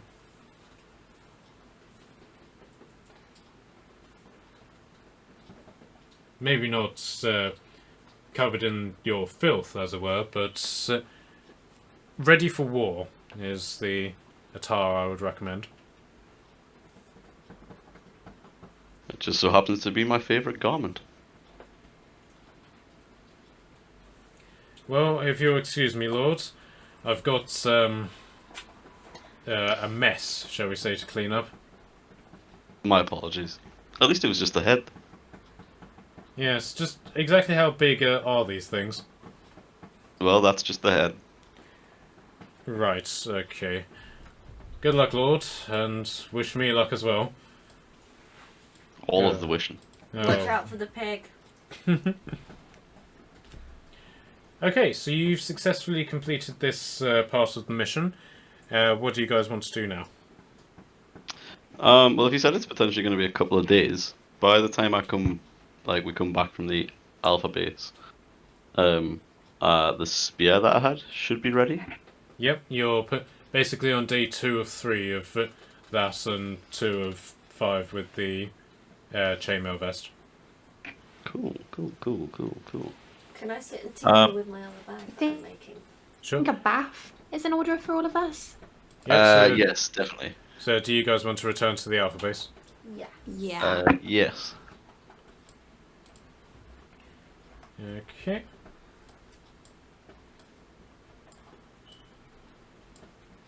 So you guys return to the alpha base. It's still in its dilapidated state, with the exception that you can now see what's going on. So, shall I just assume that some of you just go to the river with the barrels and just bring bathwater in? Yeah. Okay. I'm going to hide. When I come Torden, with my character. come on, you need a bath. Where are you going to I'm not hide? going to attempt to force her to go in the bath, but I am going to ask if she can use her unseen servant to maybe try and clean the place up a bit more. Because we've done a bit of a currently sprucing up hiding before we in left, a didn't we? cupboard in the kitchen. I think we did a And tiny unseen bit, but servant. not much. I need an unseen servant token. Is there any token I can just pinch? Can I Yeah. roll that one? Hold on. There we go. I could, Michaelis, I could just grab a token and put a token out, but I can't on normal for some reason. I'm going to put Frank down, so... Yeah, no, I'm saying no. Yeah, so I'm going to leave him there, but he's going around cleaning up. It's not really Frank, it's an unseen servant. I'm Phew. hiding in my cupboard, tinkering with to make my new bag. Mm-hmm. I was gonna say, is there any way I could try to make an effigy with the snake eyes?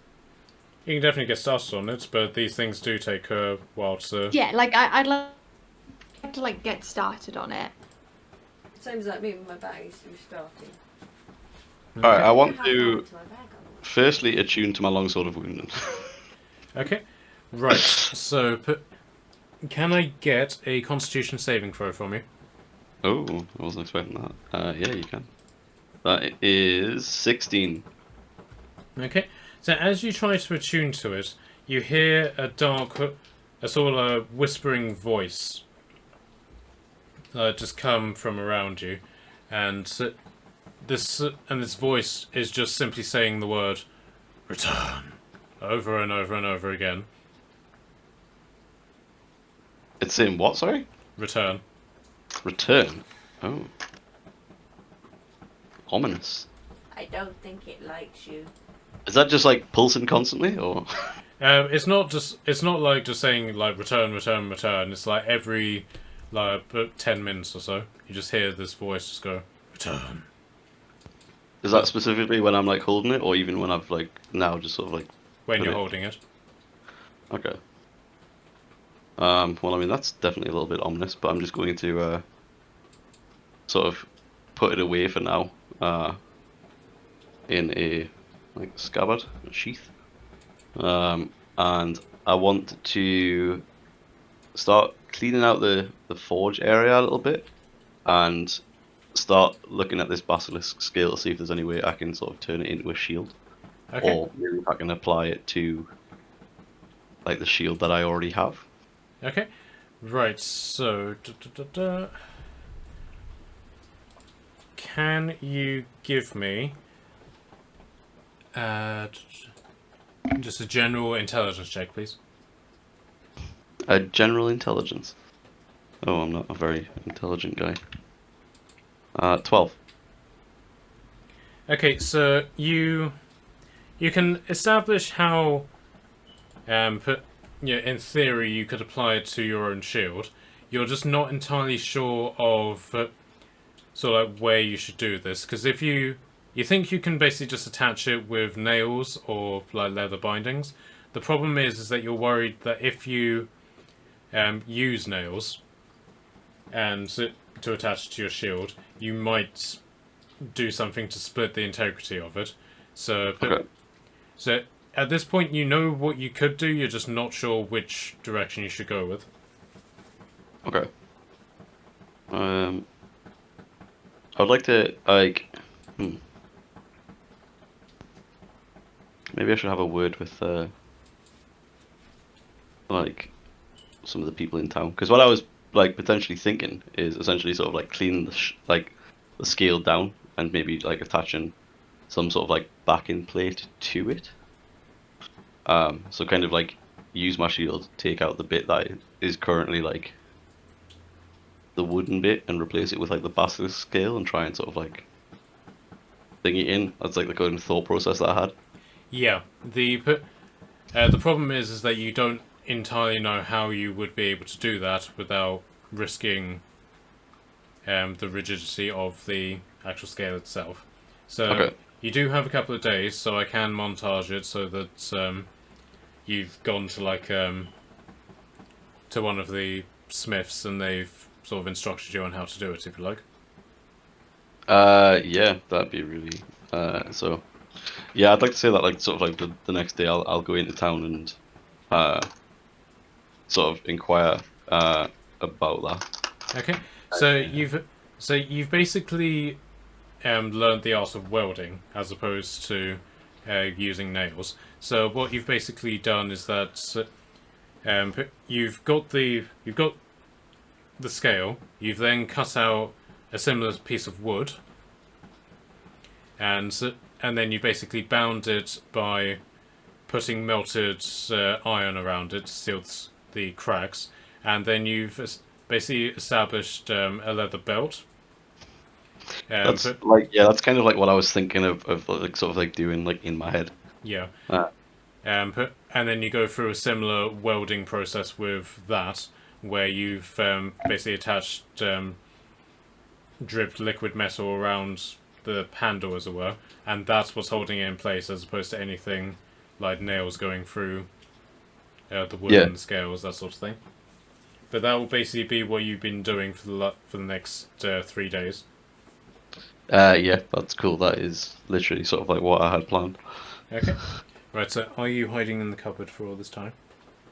Just until Maria stops chasing me around with a bucket of water. Okay. Can you give me a strength check? Sorry, a stealth check, rather.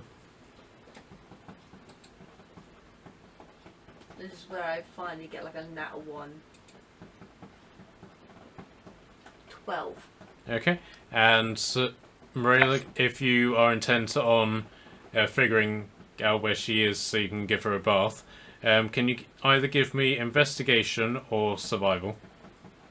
Ooh, okay, investigation. Oh, they're both the same. So it doesn't matter that. I'm Or not perception. using that dice, so that is the one that is the cursed dice. We're not using the cursed dice. It's still not great. A 9. Okay, so you're able to stay hidden from her, as it were. Okay, so Marela, what are you hoping to do over the next 3 days? With the basilisk guys I've got, I want to make an effigy with them of like.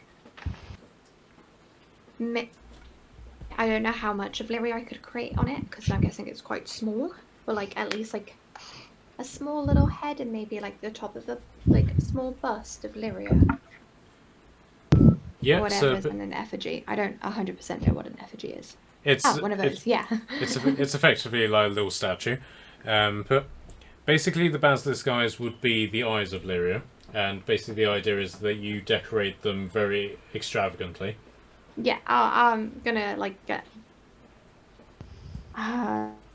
So Like probably at some point like run into town and get some like paint and glitter and. yeah, sure. If you want to mark off 5 silver, you could basically get hold of all of that. Yep. Oh goodness, what is happening? There we go.